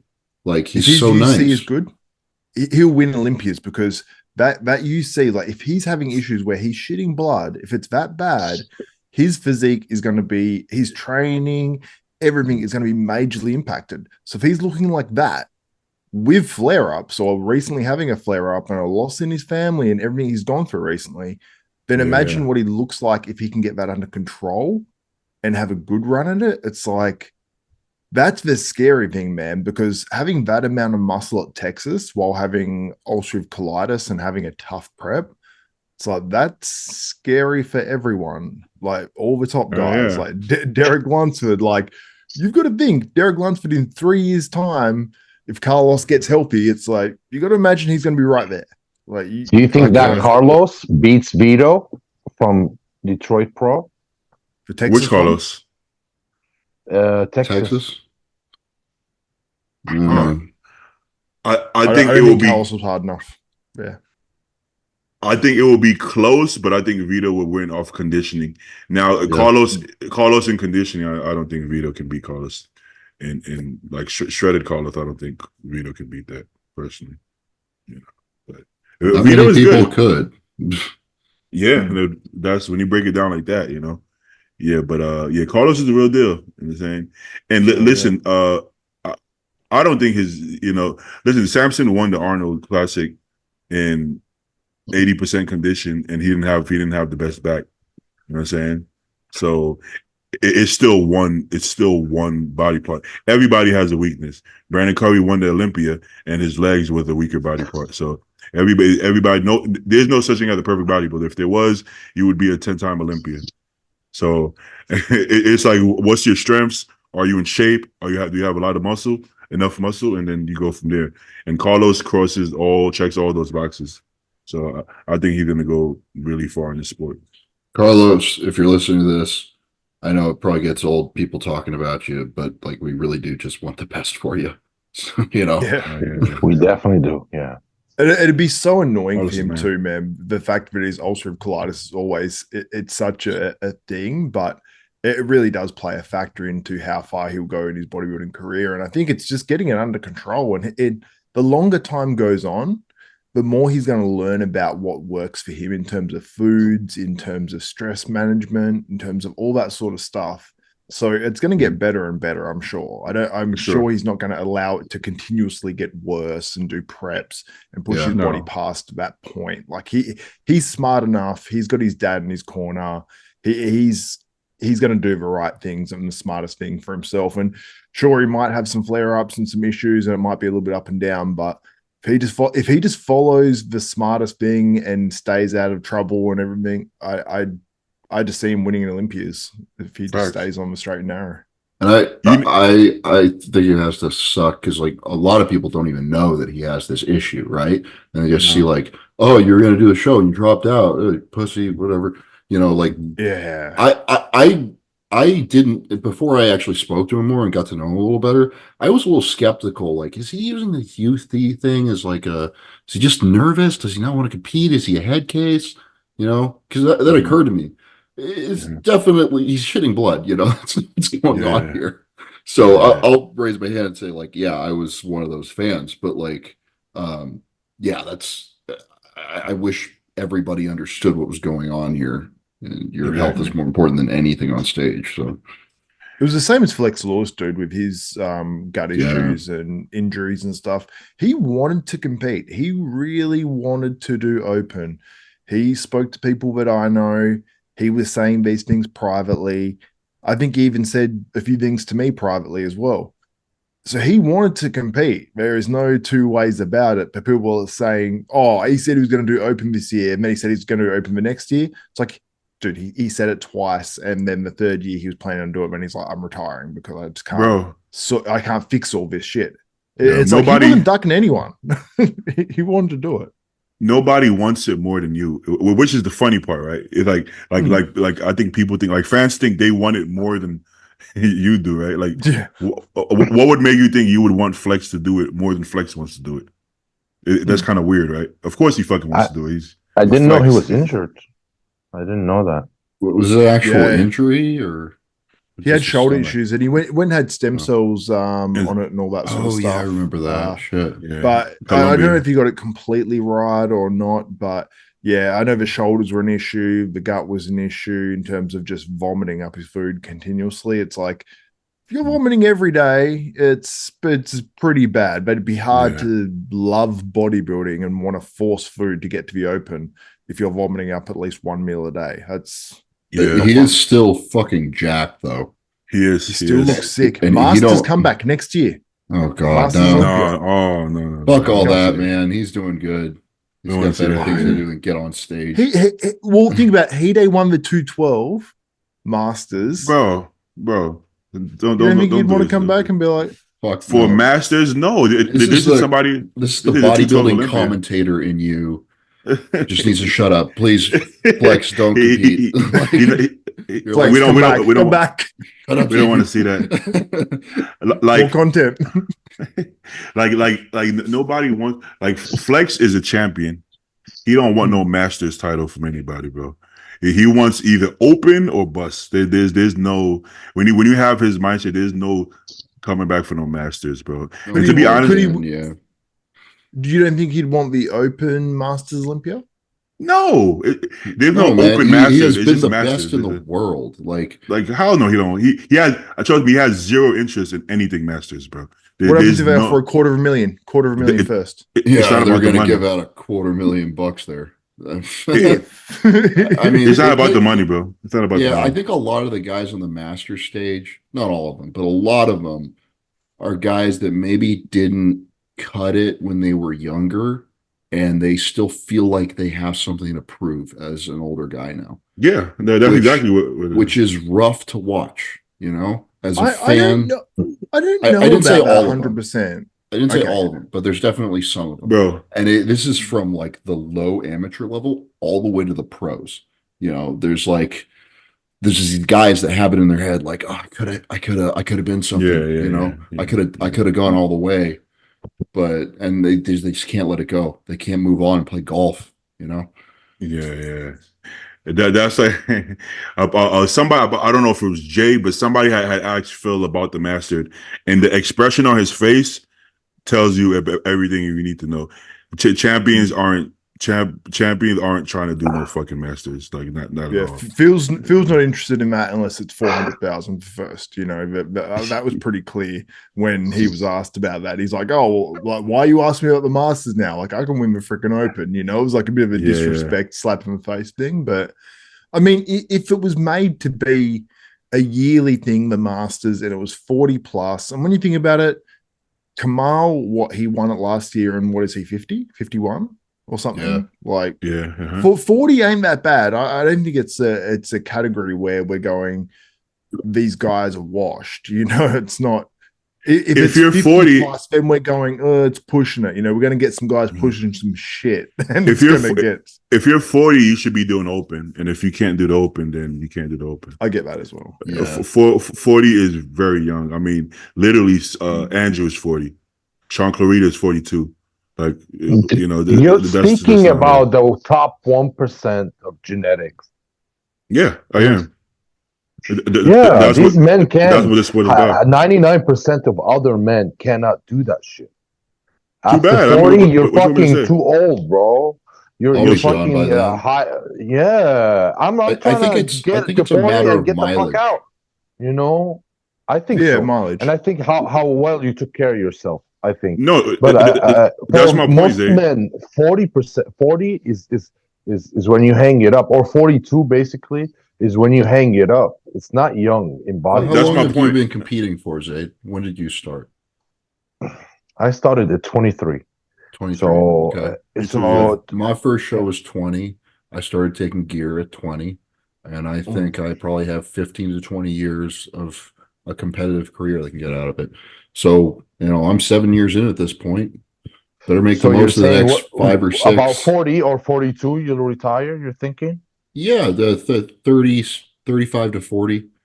That's just still a lot of good years I can get in there if I stay healthy. You're not going to retire. You're not going to retire at 35. I don't know. How old are you now, Stu? I'm 27.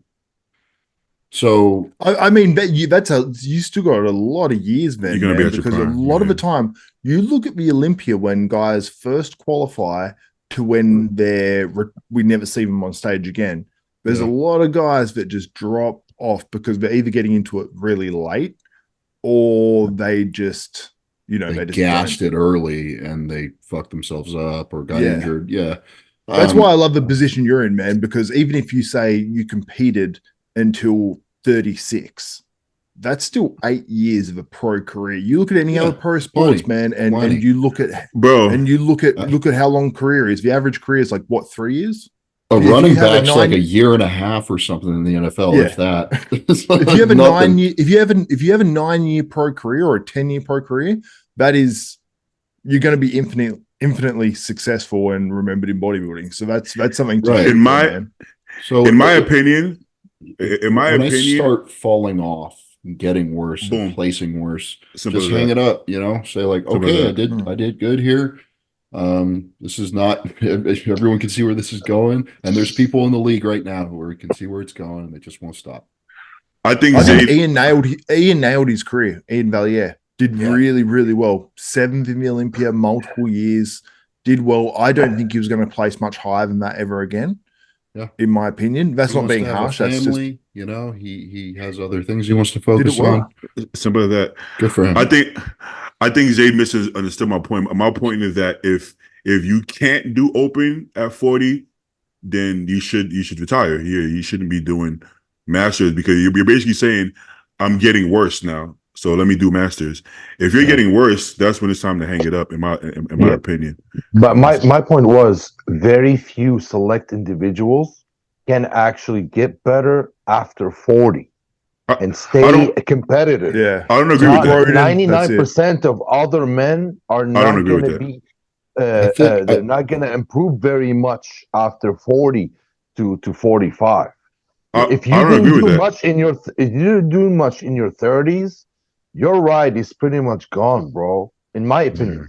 Like I said, there are outliers out there, like Andrew, like a lot of people, right? But I'm just saying, not all bodybuilders are super fucking genetically blessed bodybuilders. Meaning, if you didn't do a lot of shit during your 30s and 20s, what the fuck are you gonna do in your 40s?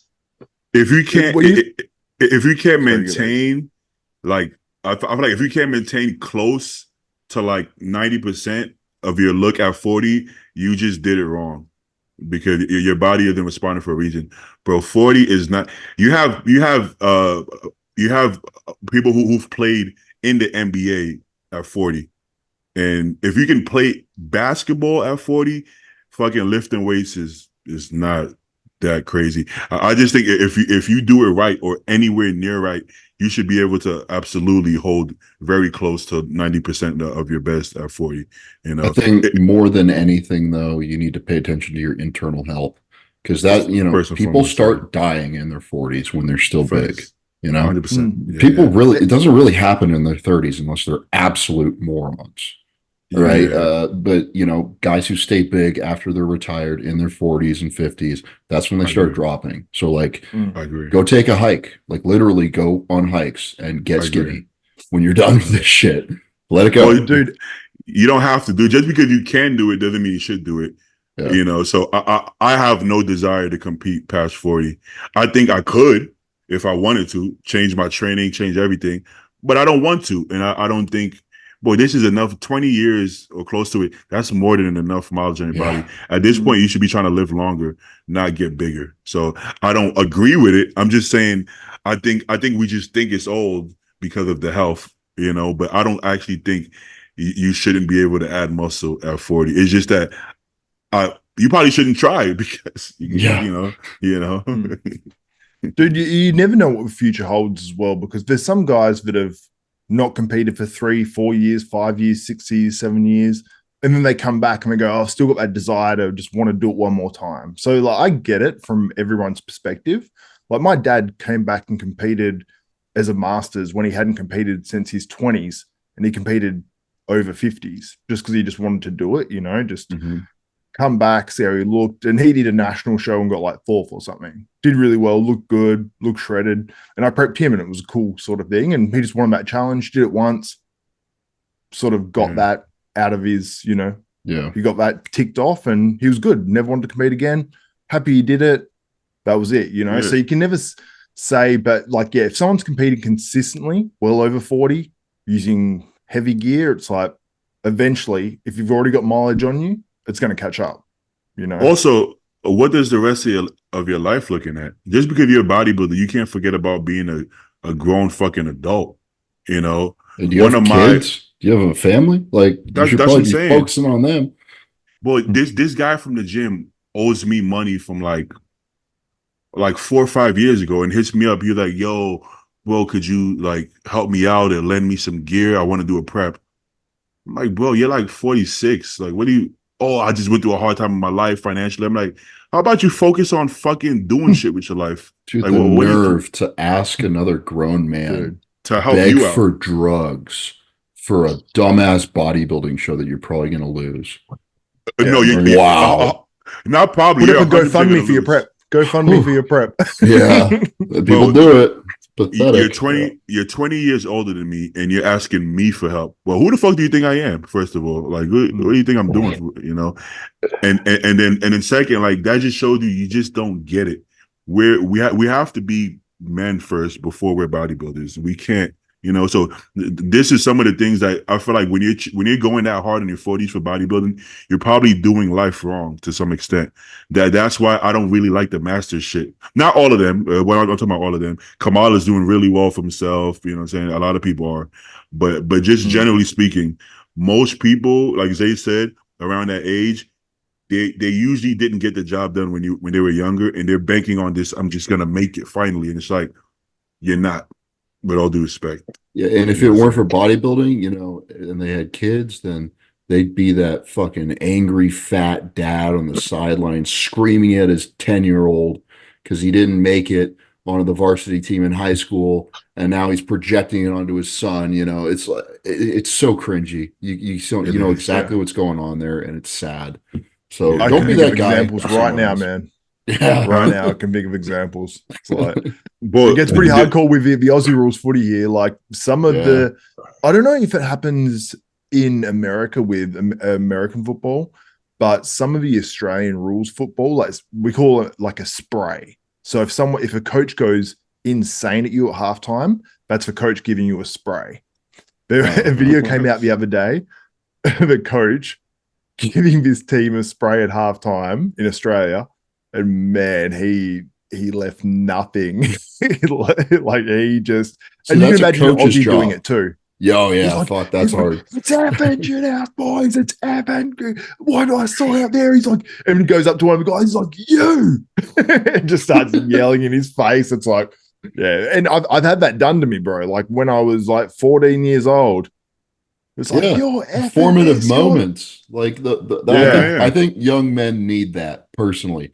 Now, they need it from a coach. They don't need it from some jackass parent on the sideline who's projecting their insecurities onto kids, right?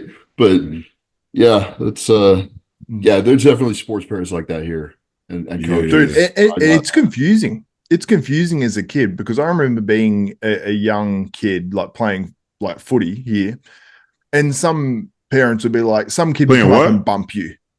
Footy, like Australian rules football. Oh, okay. So someone would come up and bump you, right? Someone comes up and bumps you. Some parents will be like, don't take that, push them back. And then you push them back. And some parents are like, oh, you don't need to start that, focus on the game. And it's like, what am I meant to do here? Am I meant to push the other kid? Am I meant to like focus on the game? What am I doing? Some people are like, oh, don't take that from him, hit him back. It's like you do it and then you get in trouble. It's like, shit, like, these parents are sending confusing messages. When I play ball, I play ball in the Bronx, right? So the coaches wanted kids to have like a certain toughness to them. So I realized that I could make the varsity team just by that part alone. And that's all I had to do. Like my skill level wasn't super high, but I was the biggest, strongest kid there. So all I did was play aggressive as shit. And everybody was scared of me. And the coaches loved that. They're like, if you can scare the other team, that's going to help us fucking win. So that's exactly what the fuck I did. Yeah. So that works up to a certain level, but Draymond Green is the example for that. Dude. And it's like you can't tell if his team and coaches hate him or love. I think it's both. Sometimes I seen Steph Curry put his head down like, what the fuck is he doing? But they kind of love it because the other team, there's some fear in there. They're scared of him, and that can help you. But sometimes it's too much, bro. It's fucking too much. I'm like, bro. He probably lost from the championship versus Cavs. You know what I mean? Like that whole thing, getting suspended, and then Cavs coming back and winning. It's like that's losing a championship. Don't kick somebody in their fucking balls. Don't choke somebody. Like, relax, bro. It's it's just like hard fouls here and there at the right times. If somebody in the air, don't throw him in the fucking, like, you gotta take it easy. There's a way that Dennis Rodman did it perfect. He would get in your head, but he never really got in trouble. He would get some technical fouls here and there, but he was trying to get in your head. He would do things that nobody would see. He would like pull your shorts. He would give you like an extra nudge. It was really less cameras back then, though, bro. Less cameras. Way less cameras. Nowadays, as well, like social media, Rodman wouldn't exist. Like he went to Vegas during the finals or some shit, or during like the playoffs, like between series. He's just like, I'm out. You can't Big do that Bender nowadays. having sex with Carmen Electra, and then just say, boys, I'm back. I mean, that's what Rodman needed. In the sport of hockey, they have a position that they just call the enforcer. It's just big fighter. He goes out and clocks people. And I don't really know much about hockey, but like I know that's a thing. When I played lacrosse, like indoor lacrosse, I mean, we didn't have like designated tough guys or anything, but like indoor, like we kind of, drop the gloves and fight every once in a while.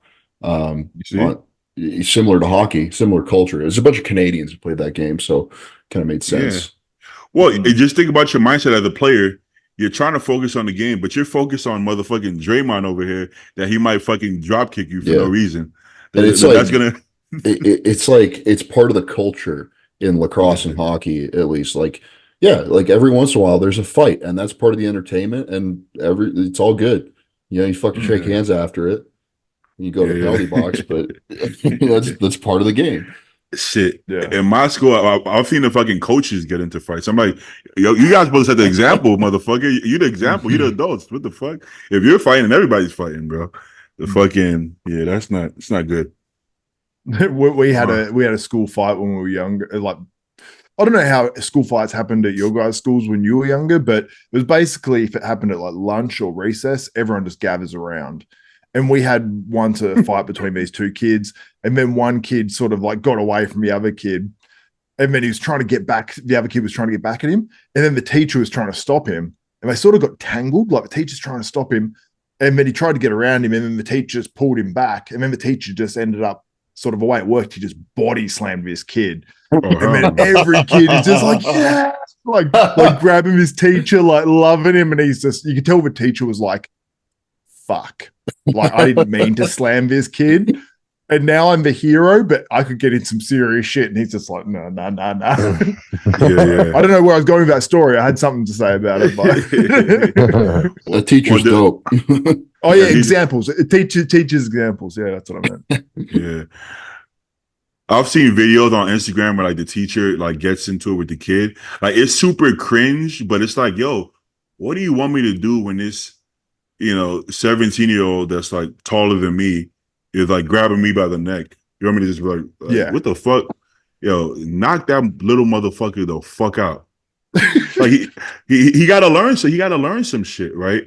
Even from bouncing, we did the after proms, and there will be like a big ass ball, and then they will do some stupid shit like like push you or something, and they'll be like, oh, he's a kid, why are you getting rough for him? I'm like, the motherfucker called me a bitch and just pushed me. He's going down the fucking stairs. 17, 18, you're a grown man at that point. Physically, like you're dangerous. You're not getting. Bro, they're more dangerous because they're grown men physically, but mentally they're kids. Oh yeah. So they're doing stupid shit. Like I've never had a grown adult at the club like throw like furniture at me, because grown men don't do shit like that. They'll square up with you, but these kids are like throwing glass at us, and I'm like, oh fuck no. So we started just putting them through the glass. We throwing them down the stairs. We're like, everybody get the fuck out, And then they get outside to the cops, and they can't even respect the cops. So they're trying to swing on cops, and cops, they're only gonna give you so much chance before they're like, I don't give a fuck if you're a boy, girl, 17-year-old. They start dropping them too. They just throwing them to the floor. I'm like, good. You got to learn somewhere. If your parents aren't going to teach you, somebody else is going to teach you. That's the real failure there. Like their parents. Simple as that, I would never. Like, holy shit. No, there was zero chance of me at 17 swinging on a bouncer, security, definitely not a fucking cop. Like common sense, bro. So that's really up to the parents. If my mom used to tell me, hey, I would rather me put hands on you than somebody else in the world put hands on you. It is what it is. She got a point. I mean, she couldn't hurt me when she was hitting me, but still, she's just trying to say, I'm going to discipline you before the world does, and that makes sense because that's how life usually works. There's right. this sort of just reminded me of something that came up the other day. There's like just how everyone different grows up and how different parents tell different kids to do different things and all that sort of stuff. There was a guy here in Australia, his name's Spanian. So he was in jail for years, and then he got out, and probably like 11 years ago, he's got a YouTube channel now. Dude, he gets views, like probably like 1 million views a video just about now, I'd say. And he did a video down in Hobart, Tasmania, which is where I grew up. But he went out he does these videos called In the Hood or Into the Hood. And he basically goes to like the rougher suburbs in the area. So it's like the rougher suburbs where sort of I grew up. And I actually worked in a gym in the area for one of the guys in the video, who's a big powerlifter dude. And I think I've mentioned him on the podcast before. But dude, he ended up getting arrested and everything because people just follow him in the street. So they see him. And because he's been in jail and all that sort of stuff before, all these people in these suburbs, that a lot of them are in and out of jail and all that sort of stuff, they just start following him in the street when he's doing these videos. And dude, there's like 3 cop cars down in Tasmania, got like completely trashed. He got arrested. They came and searched his place. They said at the end of the video, they searched his place, like the hotel room he was staying in, completely searched it, took his phone and their phones, and heard all the conversations between him and his friends. I'm like, does that mean the phones are literally actively listening to him as well? But anyway, it just reminded me the other day because this all went up and all these articles came out about it, and I'm like, oh, that's where I grew up. Working in the gym in that suburb of those guys and stuff. But yeah, it was pretty interesting, man. It made some sort of worldwide news. There's a guy here that does that. He goes to. It came up in like my feed for some reason. There's a guy. He's like a average looking white guy, and he goes into the worst hoods in America, and he's just hanging out with them and showing them around. And there's episodes where there's like a drive by going on, and they're like people shooting and shit, and he's just there. And I'm like, how does he never get hurt or shot? Yeah, Everybody that's says a bit right? crazier. That's a bit crazier than what he does. Yeah. Well, the truth is, like, usually people only get hurt when they're a part of something, right? So, like, this is the rival gang or something. If it's just a random white guy there with a microphone, they're probably like, "Huh, I don't know. He seems cool to me." Talking about Yeah. Andrew Callahan? I don't know the name. It might be him. It might be him. He does some of that. Like he does. He's a really funny YouTube channel. That shit is wild. That shit's wild. Yeah, fuck that. I like rich Yeah, white why? suburbs personally. I Yo, like how you always say it, Stu. yeah, I love it. but That's where I grew My- up. my That's where I'm thing- gonna stay.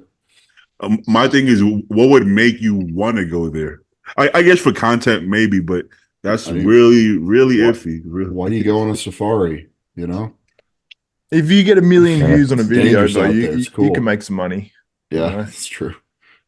And then what happens when things go left, and then you end up getting shot? You know, then all that money in the You're world is really like, gonna get some views after that. You start a Yeah. GoFundMe. You become Come on, dude, famous, bro. business sense. You've Let's made go. it. Go for Is it?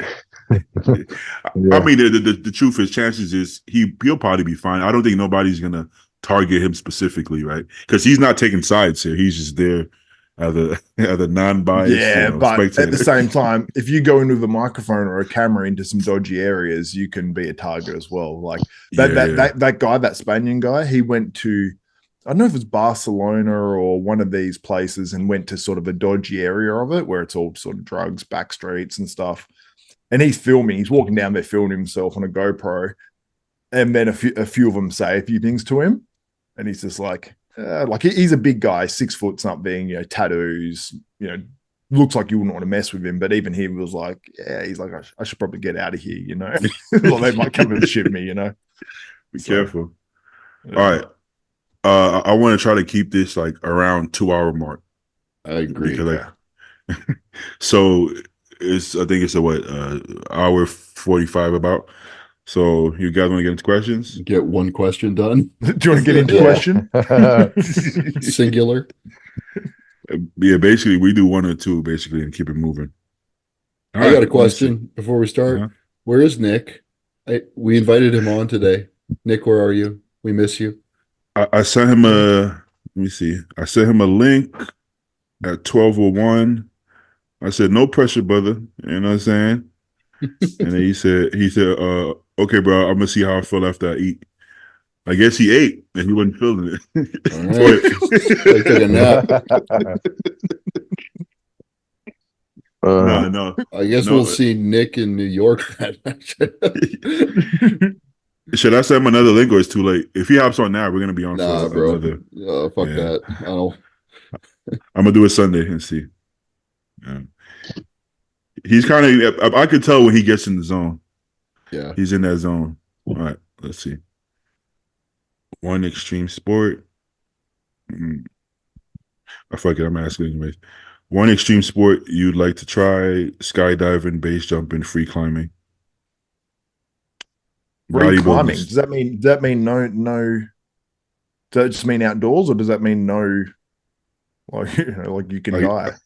I guess just climbing. Yeah, just climbing mountains, just risking it all. Dude, some I people don't- do some crazy crap down in Tasmania on a mountain there. There's these huge, like massive rocks that are just a massive pylon, basically, that goes straight up. And people were jumping like meters across from the mountain to that. It is, you know, when you watch something and it gives you anxiety instantly just watching it. Oh, I Just can't do those thinking, putting videos, some- man. Fuck that. Bro, there's some people down in It makes me Tasmania that nervous. do some crazy shit like that. I watch it and it makes me feel unwell. Yeah, you I got can to only watch it remember so that Australia is a prison colony, and Mm. everyone who lives there used to be a criminal, or they're descended from criminals. They're all fucking crazy. Genetics, doesn't criminal surprise me at genetics. Yeah. I wonder if that's why. Do you think that's why Australians talk the way we talk? Yeah, How gangsters. do you bro. talk? Okay, Not like well, British say British people talk very proper apart from unless like Nathan Diaz Nathan or like Diaz, yeah. Scouse. It's different. They either speak like that sort of real British sort of like Scouse or something random like that, or they speak proper. Australians, like if you play football or you are a tradie, which is like, you know, you're a bricklayer, a builder or something like that. A trade worker.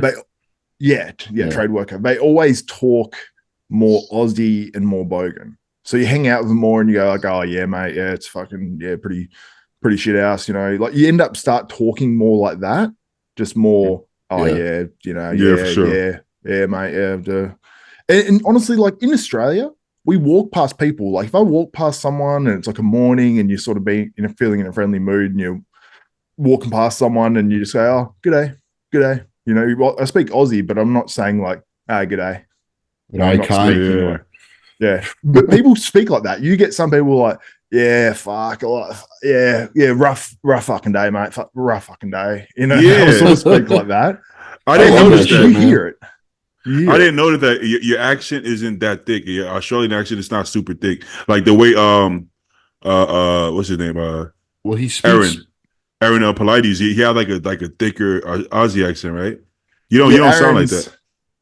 Aaron's more Aaron used to have more a high pitched voice before probably years of test, you know, like he used to have a super high pitched voice and super like different.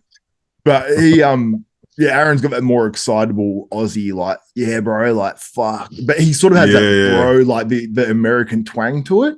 He's not like full Aussie accent. You get some people that are strong. Like I know a few people, like one guy that I'm friends with that I grew up with, he'd be like, oh yeah, mate, like, we've been pretty good, mate. Like, we've just been building like 5 days a week, you know, like he'd sort of speak like that. Yeah, it's just it sounds just like slang, you know, just like here in the States or anywhere else. You got different accents, we do got different accents. It's like a socioeconomic thing too. It's like what trade are you in? Like what do you do for a living? When I was on the construction site, when I was in construction management, like I would talk differently with like the people in the office versus the guys out in the field, almost subconsciously. For sure. It's just like this is how these guys are talking, so I'm gonna change. Even around like your girlfriend, you speak a little bit different. You're not going to be. I'm sure even people that are tradesmen go home and don't speak to their girlfriend like, yeah, bloody shit house day, you know. For sure. Like they're not going to speak like that. They're going to be like, oh, hey, babe, you know. It's going to be a different tone. 100%. Yeah. All right. Top three. What favorite was the question? Extreme sports. I do like motorcycle racing or like some kind of autocross racing. Does that count as an extreme sport? I think bodybuilding counts as extreme sport. That's that. No, I don't. Do you know what I want to do? Do you know what I want to do? I want to do the like, you know, the downhill slalom things. Oh yeah, like like the you go on those carts or things that go. Yeah. Ooh. I want to do that. I've never done it. I want to do it. Sounds fun. What the rate of people dying on one of those things is? It's probably disturbingly high. I can't imagine these days when there's like insurance and stuff. I don't know. I don't find those kind of things fun. I got to be honest with you. Have you done zip lining? I've done zip lining before. Yeah. Yeah. I mean, you know, with a full fucking harness. I can never imagine. I can't imagine Beatty doing zip lining. I don't know why. It just doesn't seem right. Nah, man. Me neither. Oh shit. I don't even go do roller coasters, bro. You don't fucking heights, do you? I hate those. You don't fit. Fucking hate those. Yeah, I don't. It's just not my thing. I don't need that adrenaline kind of release. You know, the most I felt, the most I've liking is like when I had the Hellcat. Just you know, just addicting. Yeah. Yeah. Sorry, Stu, I cut you off before. You said you did zip lining. Yeah. Fuck. Where did I do it? I think it was in Hawaii. This is forever ago, so I was like a kid, cool. But yeah, it was pretty sick. Yeah, I want to do it.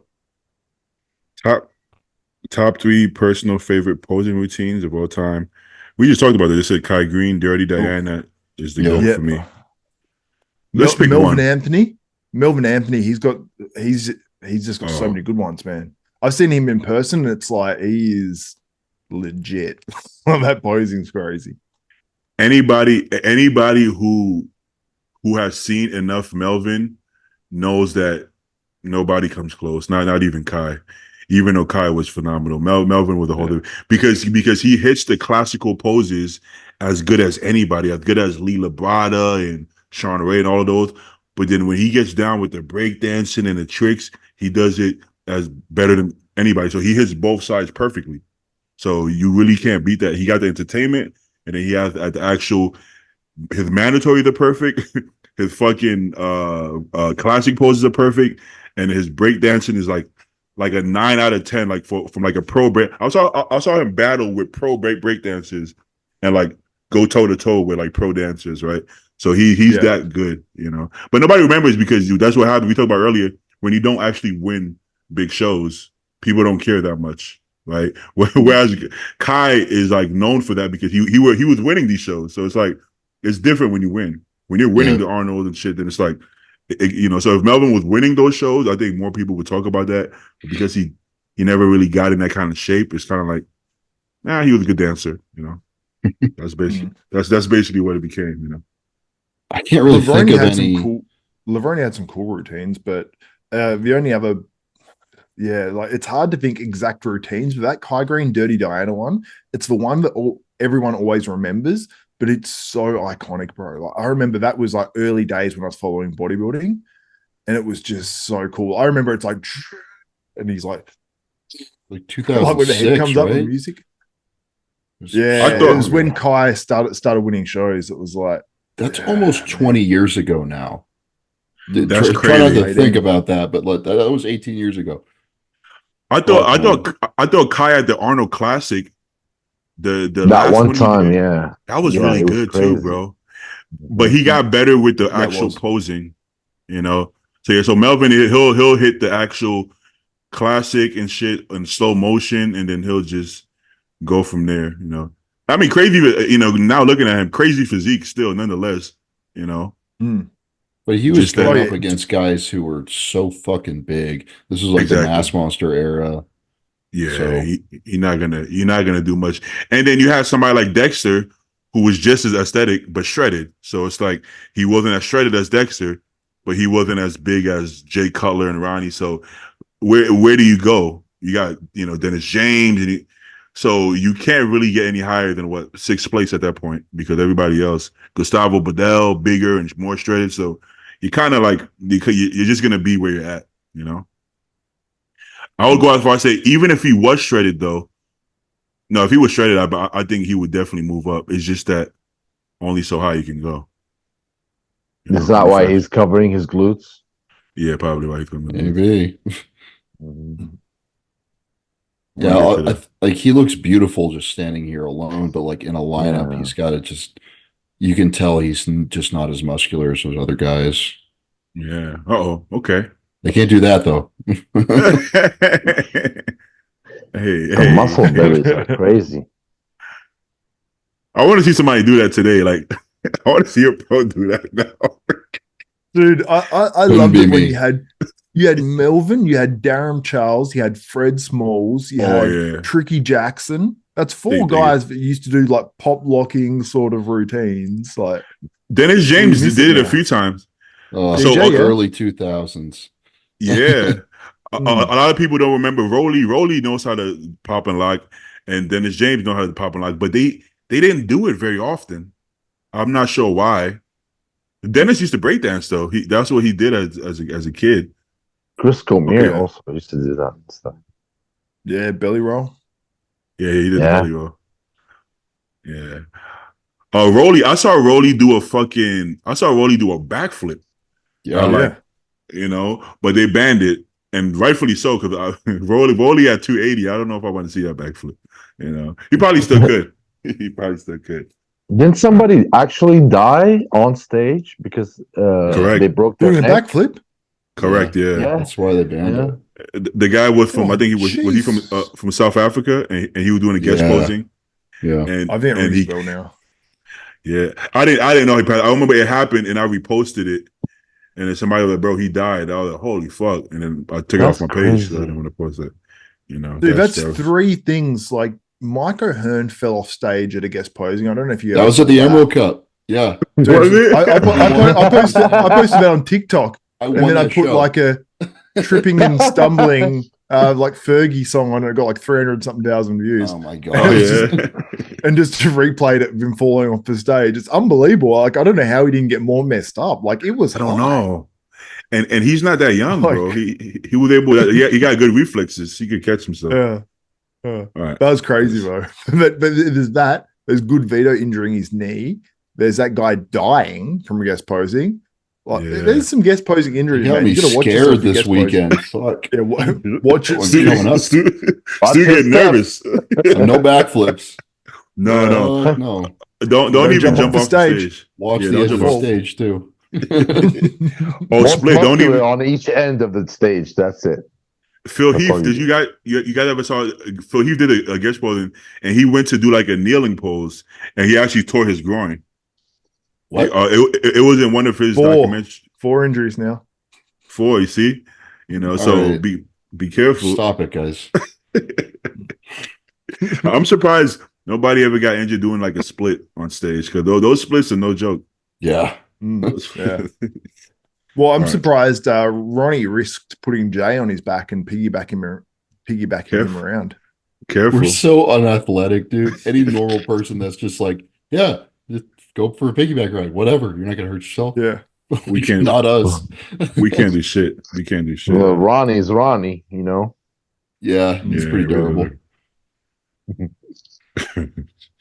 I can't tell if that was if that was joke or serious. Yeah, No, I know. I was gonna say something. I was Besides like, his, fuck. besides his back, like he's pretty durable. Yeah, Ronnie, everything minus his back is good to go. That one His part nerve that stuff. fucking wrecked him. Sorry. He's pretty durable. He can't walk anymore. He's pretty durable. Yeah, that was a dumb thing to say. Sorry. It's fine. So- Beatty and I are the bad people, and we're all the bad ones for actually thinking otherwise. Because Yeah, me. I went to open my mouth, and Beatty was like, I feel like me and Xavier, our brains always go there, but we kind of look at each other like, "Don't say it, don't say it, just Hey. leave it Hey. alone." Beatty, sometimes things are said, and I purposely don't look at your square. I look away because I'm like, Beatty's going to set me off here. I'm like, I need to look at someone else. I'm thinking about it, but I'm starting to get better. I'm like, you know what? Let me not say it. Let me just not say it. I usually when somebody's saying some bullshit and I don't want to like say anything, I'll just do this. I can see it in your So face. they- yeah. I- I'll do that on purpose. I'm not going to say Stu anything. did that but, for like 45 minutes straight, one episode. I'm learning to hold my tongue, man. I'm getting good at it. You gotta start somewhere. Stu, I don't know what it was. It was maybe a few weeks ago. I remember watching an episode. I don't know if it was one of our shows and I was editing it or if it was one of Beatty's shows, but I remember watching it. And you weren't saying much for a while, and you were just opening when something surprising happened. You just went, Oh, dude, that was when you and Beatty and Nathan were talking about like fighting people backstage. "That's what." Oh, yeah, it was. yeah, I was yeah. Are you Stu was guys like, what the fucking fuck? serious? Yeah, You guys are that. gonna okay. And then I just finished with like, this is not legal advice. Yeah, no. Yeah, that episode, like, that's not advice. That's not the right thing to do. The right thing to do is I guess handle it the way he did. You actually should press charges. Yeah. Right? Get That's what you paid. should do. I don't know if he But- actually will. It sounds like things work differently in the UK, unfortunately. But here in the States, yeah, you could get a bag. Yeah. Yeah. Well, States is all about suing. Oh, yeah. From what we know. Get a good lawyer, Mhm. somebody with Steen at the end of his name, and get paid, bro. Well, yeah. Well, the Yeah. unfortunate part is they probably only did that because they knew they could get away with it. They Yeah. like they're not stupid. I feel like they're aware of their boundaries. They probably done it before in the past, right? Because that's risky. That's risky to do unless you know, like, we'll be fine. So they'll probably be fine. Unfortunately, you know. Would that bother you? Like, wouldn't that bother you? Like, yo, they just beat me the fuck up in front of my wife and then got away with it. Wouldn't you want to? Wouldn't your blood boil? Like, I got to do something. Oh yeah, you do something. Yeah, yeah. I mean, after the fact, after you figure out a good plan, right? But like, I mean, bide your time, I guess. Yeah, yeah. You know? Dude, level headedness is the best thing. Like for Michael, it's like you don't want to, if you're going to have some sort of a reaction, it's like, if you're doing something off record, then you're not going to do it straight away because it's all eyes are on you. Like be smart about stuff. Yeah, and I think if you're doing something through the legal system, then you're probably going to be doing it smart. And then if all else fails, then it's like you have to make a decision: do I do something or do I leave it? It's one of and the if the legal route fails, then the IFBB route will hopefully work. There's any kind of decency, like they revoke this organization's ability to put on shows and just fucking ruin them.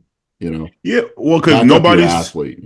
Everyone loves. You have to, and nobody seems to have anything good to say about the. Well, it was two bros. Now it's one bro.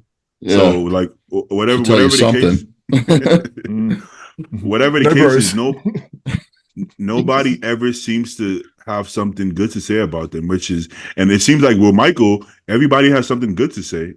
I know some people are like, well, you start shit, you got to pay for it. To some extent, I understand, but it wasn't like he was like saying "fuck you," suck my dick or some shit. Like, if you're doing that, then yeah, you're probably gonna get beat up, to some point. But I don't think they should because it's a show. He was still critiquing the way that the show was run, right? Exactly. That's like all we fucking do on this podcast. Like, am I going to get our shit rocked? That's the Olympia. You couldn't threaten him. You couldn't be like, yo, Mike, come here. Don't ever, don't open your mouth again. Don't post it. Threaten the guy. Like, start with something. You just go straight to the fucking beating the fuck out of him, bro. Yeah. Come on, bro. You gotta, At this point in my life, I'll say this: I try not to make any decisions in the heat of the moment because there's always going to be bad decisions. So I try to think over and be like, okay, let me not react. Let me just think, okay. No, I still want to punch him in the fucking face. So that's what you got to think as a grown adult, you have to make the best choice for the future. Yeah. Because the best, your first reaction is not always going to be, the best reaction. We're also hyped up on some tests and, if you happen to be on trend, you gotta try to make better decisions. So. Exactly. Yeah. All right. Let me see. Maybe one more. One more. I want to make it good. See, when I say make the questions good, sometimes they try too hard to make it good, and that becomes a different issue. Is love conditional in a relationship? Yes. Absolutely. Are we talking in a romantic relationship? Yeah. I mean, it kind of has to be, but that's not always a negative thing, depending on how you look at it, right? Mm-hmm. There's two different types of unconditional, I'd say, man. Like, there's the type of unconditional, like, if I get put in a wheelchair, will you still stay with me? Like, if we're married, will you still stay with me, sort of thing? Because there's some people that will be out. But there's, hey, if I cheat on you, will you stay with me? Because that's unconditional too. It's like, no, I don't expect that sort of level of unconditional. Okay, so that's my point. That will make it conditional, but it's supposed to be to a point. We're not saying, okay, your breath stinks one day, so I'll break up with you. Like, we're not talking about that. But like, unconditional love is your mom. If you go to jail, your mom still loves you the same, right? If your dick don't work, your mom loves you the same. If if anything happens, but that's your mom. You can't. You shouldn't change things. Yeah, that shouldn't change things. But like, if we're being honest, if I go to jail for 10 years, I'm not gonna expect my girl to wait for me. I'm gonna be like, I fucked up. I'm doing the time. If you want to move on, go ahead. If you want to wait for me, you could. But I'm not gonna try to force you because I don't expect that. So I don't even. What amount of time in jail do you expect? What amount of time in jail? If you went to jail for 3 months, would you expect? If you was with your girl for a year, 3 months, would you expect it to stay? No, of course. Even a year, 2 years. That's a visitation, bro. That's not going. I'm saying. What about a year? What about if you're with her for a year and you go for a year? she should stay. She should stay with me. You know, I think so. I'm not going to tell her what to do, but I think if she loves me, even conditionally, I think she should stay. 2 years, I think she should stay. You know, anything over 3 years, depending on how old you are, I don't know. You know, conditional is fine. It just depends what the conditions are. You know, if I get into an accident and I lose my penis, I don't even expect you. You never know. What accident is that? I wasn't expecting that at all. That's why I exploded. That happened to a basketball player, Jay Williams. Was that his name, Jay Williams? He was in a bad car accident. He was supposed to be this big star. Penis. No, he didn't lose it, but he lost function of it. Oh, so he got into a back accident, the lost function of it. Obviously, we're talking about a young guy who came into fame quickly. So the girl he was with left him because she was probably with him for the wrong reasons, anyways. Not that your dick isn't a good reason. It is. Little does this bitch know that his dick started working again later on. So stem cells, baby, stem cells. So he's telling the story, but he's now had an active dick. So he's like, yeah, fuck her. You know? And he's got money. He's got money too. He's got money and an active bitch. Now, so he went from a potential top superstar NBA player to like a mid-level NBA player, which is still a fucking multimillionaire. Like, let's be real. You know, he still started. Motherfucker, that's still making way more money than any bodybuilder see. So it wasn't that. So the funny part is like that's maybe a different case, but I think it's always going to be conditional to a point. It doesn't mean she doesn't love you just because it's conditional. Because now I could say the same thing. If your girl all of a sudden becomes 400 pounds, completely let's just go. I'm 400 pounds. Love me like this. So not every guy is going to stay. Some guy's going to be like, you don't care about yourself. Why do you expect me to care about you? So that's conditional. You could say it like this: the relationship is conditional.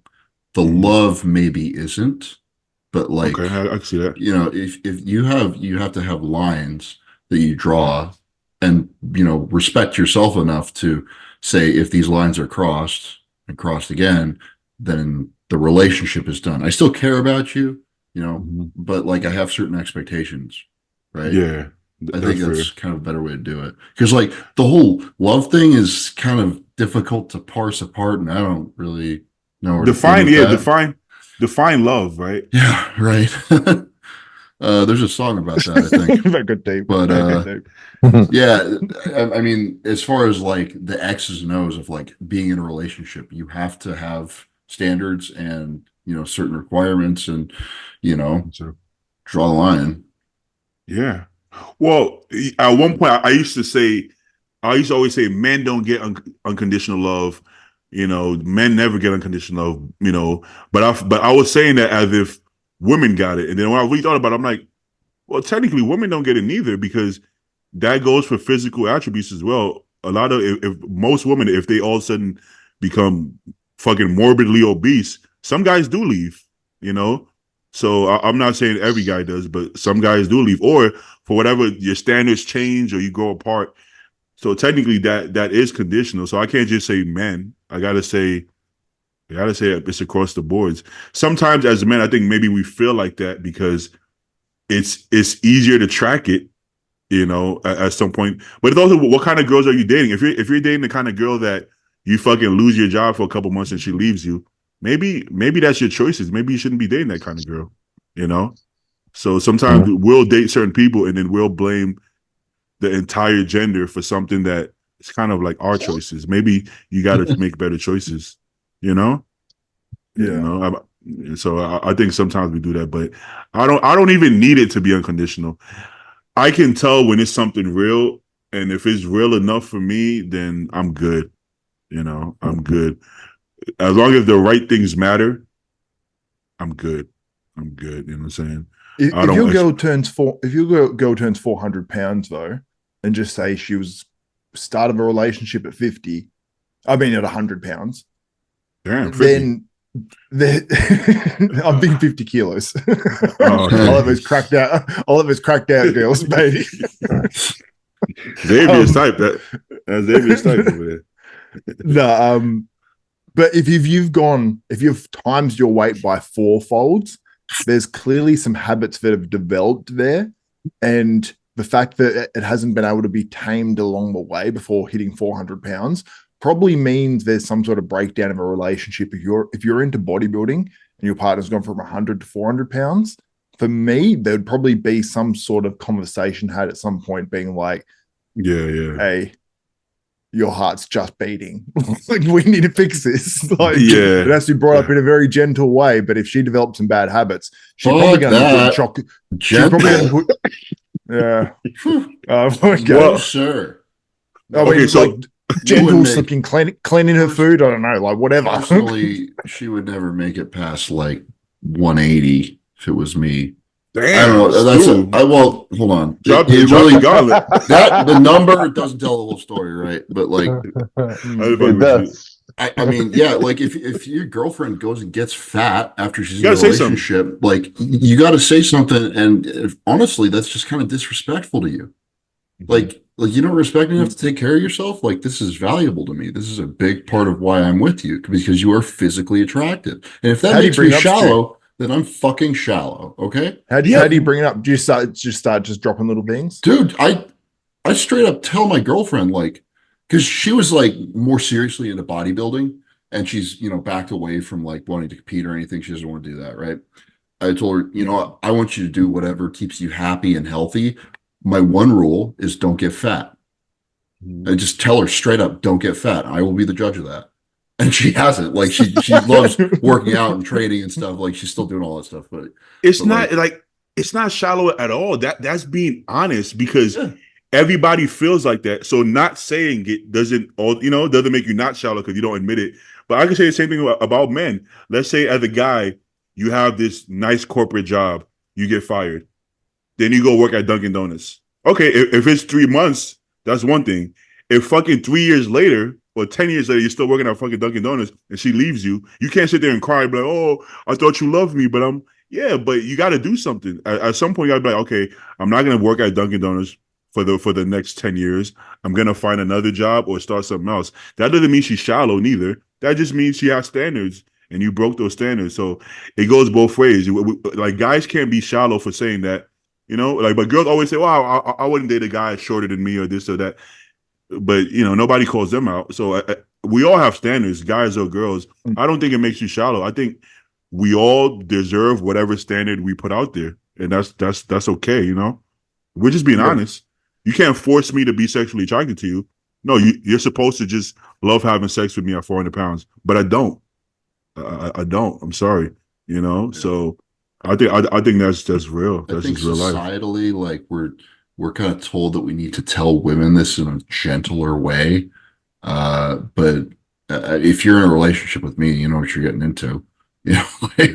Not always. I'm not always going to be gentle. And like, this is not something I'm actually worried about. I say that as a joke to my girlfriend. Like, don't get fat. Like, she's never going to get fat. She's like an athlete at heart. She loves working out.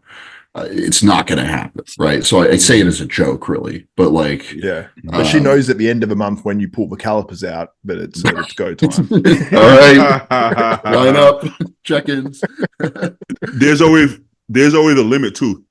I don't expect you to look the same from when I met you at 20 to when we're 50. Like, I'm not expecting that. But you're gonna. I'm gonna keep it together to the best of my ability, and I expect you to do the same. Physically, like, everyone gets old. I there's nothing wrong with getting old, dude. I think when you start sticking Botox and fillers in your face, that is ugly. I don't like that at all. It's weird. It's uncanny. It's very unattractive to me. Age with dignity. It depends how far grace. you go, bro. It depends how far. If I can tell, it's too far. So boom. Yeah, I agree. Simple. I agree. That's simple. Like J-Lo, I know she's got stuff done, but I can't fucking see it. She just looks good to me. That's fine. As long as I can't tell, like you said. And maybe that's through a TV screen. Maybe it's through like 3 layers of makeup, whatever. I'm not dating J-Lo. Doesn't matter. But, like, I don't know. Maybe this is something that my mother instilled in me, but like, she let her hair go gray. She doesn't get, she can afford to like to keep herself looking 40, even though she's like 65, right? But she Yeah. just doesn't do that because Who cares? it's just, who cares, first of all, and like second of all, it's like it's just tacky and gross. It screams insecurity. Like, just accept who you are, you know? I Yeah. think it varies as well, person to person, as well as people age, and depends on their like marital status as well. Like, are you single? Yeah. Are you in a relationship? Because, dude, like when you're single and I think above, just say, especially 35, shit gets hard for people because a lot of people are taken yeah. and a lot of the good people are taken, which means you're Mhm. left with a whole bunch of people that have come out of either generally failed relationships. So Yeah. it's, Yeah, and you're probably the one of pool them of- actually. So like, yeah. Yeah, Well, the yeah. pool of people, like, you know, the percentage of good partners out there gets lower. Like, there's still good people out Yeah. there that are single, but it gets lower. So it might be 8% before. Like, let's be Yeah, yeah. realistic. Come on, like, you know. It drops. So it goes to 8%, and then when you're above 35, it probably goes to 2. So you're looking at Yeah, 1 in yeah. 50. So you're going on many, many dates and finding a lot of crap. And it's like, you can go on 10 100%. dates, and they all be terrible. So you're like, there's no one out there. And that's when people get desperate and they start really just shooting up and abusing the face. And dude, 100%. I've seen a couple lately. I've seen Yeah. a couple lately. I'm like, Mo- I don't Most get it when men- like 20-something-year-old girls do it. You know, they got the fucking No. duck lips. The English girls are real bad about that, but it's very common in our industry too. It's like, Yeah. honey, Gold Coast, Australia. Go there. Every single Yeah. girl has them. they're like 23. Like, honey, what are you doing? You don't need Yeah. this. There was a girl I dated at the time. She was probably like 26, 27, right? And yeah, the lip fillers and the nails and the wigs and what do you think about my nails? Wigs. Oh my Yeah. god. Well, she has long hair, which is most girls wearing wigs. They have long hair. They just wear a wig anyways. And I'm like, okay, okay. Just I play don't dress get it. up, dude. I don't get That's it. a common thing with like black girls. Hey, not so much white girls. No, the one I'm talking about is white actually. Oh wow. Oh, really? You know I what think it it's is? common in Australia. Yeah, no, what it is you can't tell because you just assume the white girl isn't wearing a wig, but they wear it too. They wear extensions and wigs. You know, I don't get it. You know, every girl I've ever dated has a full head of hair, but they wear wigs anyways. I just don't understand it, right? But this girl in particular, getting the lip fillers and nails and everything, and she's like, "Oh, what do you think about my nails?" And every time asking this shit, "Oh, what do you think about my lips?" I don't give a fuck about your nails. I don't care about it. I don't care if they're yellow or pink or they're this long or this short. You know, so some of these things they do, they think it's for us, but we don't give a fuck. Oh please, that's More for just them. a It's for cope. them. Yeah, they're trying to like justify spending a bunch of money on this bullshit. I do it for you, or I do it for Yeah. myself. Like, honey, just Yeah. ugh. Granted, this girl, we still follow each other, and she's in she's in Miami now. I don't think it makes a difference. She's not gonna watch this podcast. and There's a 5% chance, babe. You just know there's a 5% chance. but then I'm seeing her, and it's getting worse. I'm like, huh? I'm looking at her, I'm like, Bro, she's in Miami. That's the That's one place exact- that's worse than LA. Yeah, I Gold can't- Coast is the Miami of Australia. Yeah, there you go. Okay. I can't tell if it's Photoshop or what it is, but everything looks different. I'm like, she don't even look like the same person facially. Her body looks different. I don't know what she's doing. I'm like, holy fuck. I wouldn't recognize her if I saw her walking down the street. And all for what? Like, we don't. Nobody. You know, it's kind of rich coming from us, right? We're injecting chemicals into our bodies to grow Good big point. muscles. We rationalize it as like, oh, you know, we're doing it to compete or whatever. But like, we also like being big, you I know. do it. Mm. It's it, and I like think it. some of it comes from insecurity. But again, you know, when the time comes, when I'm 40, when it's time to retire, I do want to get skinny. You know, I need to accept where I'm at in life, and be okay with it. And that's that's just insecurity that's manifesting itself with those people. Yeah. So. I like. Hey, Stu. Oh, sorry. You're Mhm. ready. I like a grown ass woman that's just a regular grown ass woman. I think they Comfortable look. with herself, dude. Confidence is so attractive. It's Like, very attractive. Oh my god.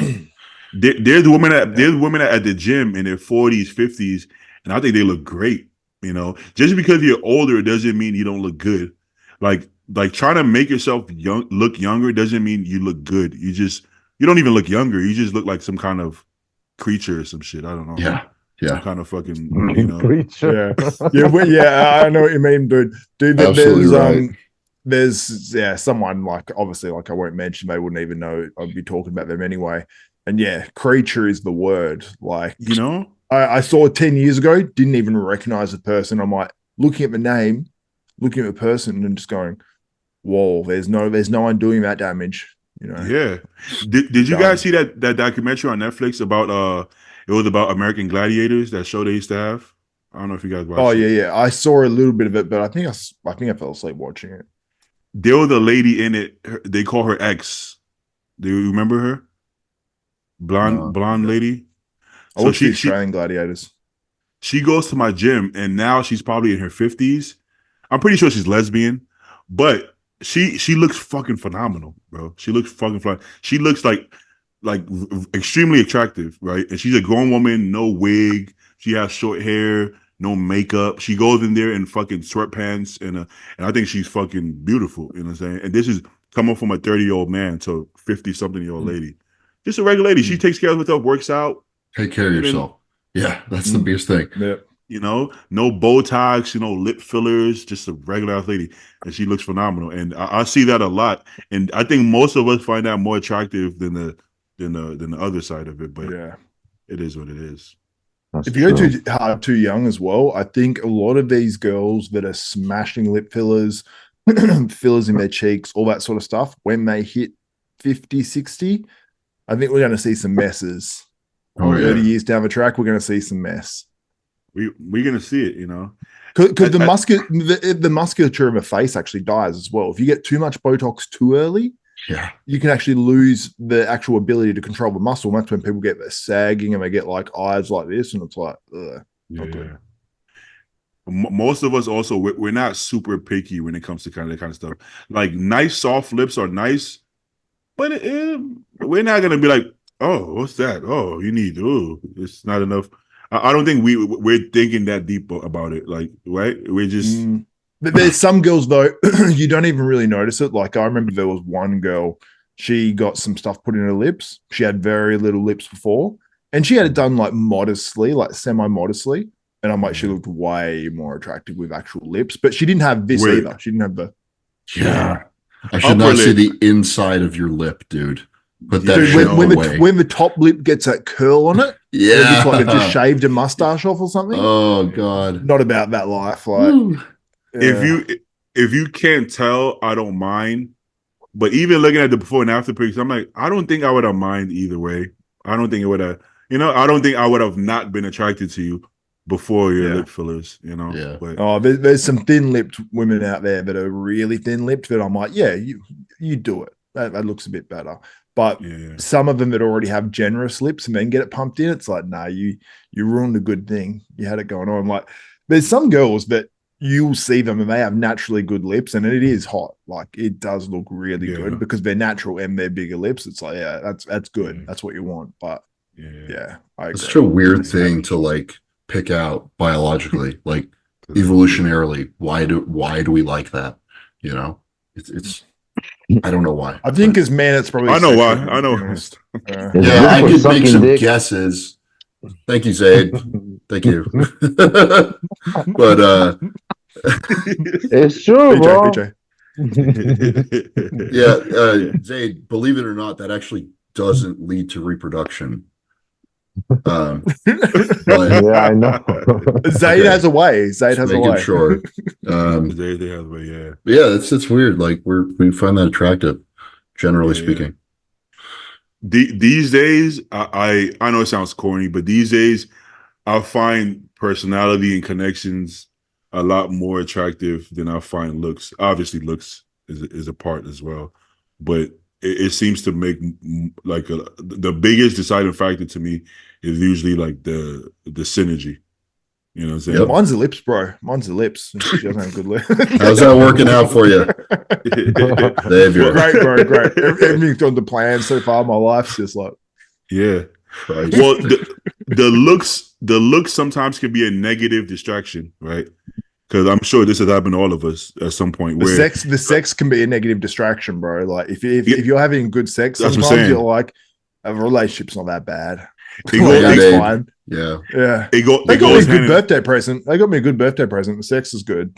yeah. It goes hand in hand. So my previous ex, so 2 exes ago, she was a bartender. Most bartenders are pretty attractive, right? So I found her very attractive, but then it makes you try to turn off all the other negative, which with every fucking thing else was negative, you know. But she's cute, so for a guy, if you look good enough, the sex is gonna be good. I don't need her to do backflips and do a split on me. Like she's just cute. That's good enough for the sex for me, right? So that was a distraction. I ended up being with this girl for like a year, and I had no business. It was a very abusive, toxic relationship. Not physically abusive, but you know, I mean, kind of. I'm a guy, so you can't really say that, right? But she threw a fucking hot iron at me before, like a little hot iron. She flinged it at me. Jesus. Yeah, Yeah, that's textbook abusive, dude. I thought you was going to You say can it was say that. abusive. I thought you was going to say you got Miss Cialis out and showed us some shit. Send a message. She didn't need Cialis. She was New York girls, man. I don't know. I don't think there's any New York girls watching this, but they're a different breed, man. They'll come get you. You don't even have to talk to them. They'll come, hey, come here, let me talk to you. You're like, me? Okay. No, they're the worst, bro. You don't want you. I've decided you don't want girls that really pursue you. No. I mean, when you're young, you think it's cool, right? Because it's just more women. But you actually don't. Not to that extent. You can give hints. You know, if a girl's staring at you, giving you a little smile. Hey, how many sets you have there? Oh, thank you. You know, that's different. But if she's just like, hey, what's up? Hey, what's your name? What's your Instagram? You gotta be careful. It doesn't mean like automatically there's something wrong with her, but you gotta be on the careful side, because how often is she doing that, right? You know, I don't know. You know, to some extent, not, you know. Hey boys, I'm about to piss my pants. So, oh yeah, we want to call it a day. Let's sign up. Yeah, let's call it a day. But I got to go eat too. All right. Stay on after for a sec. All right, bet. All right, guys. Thanks for watching. Peace out. FNP Podcast.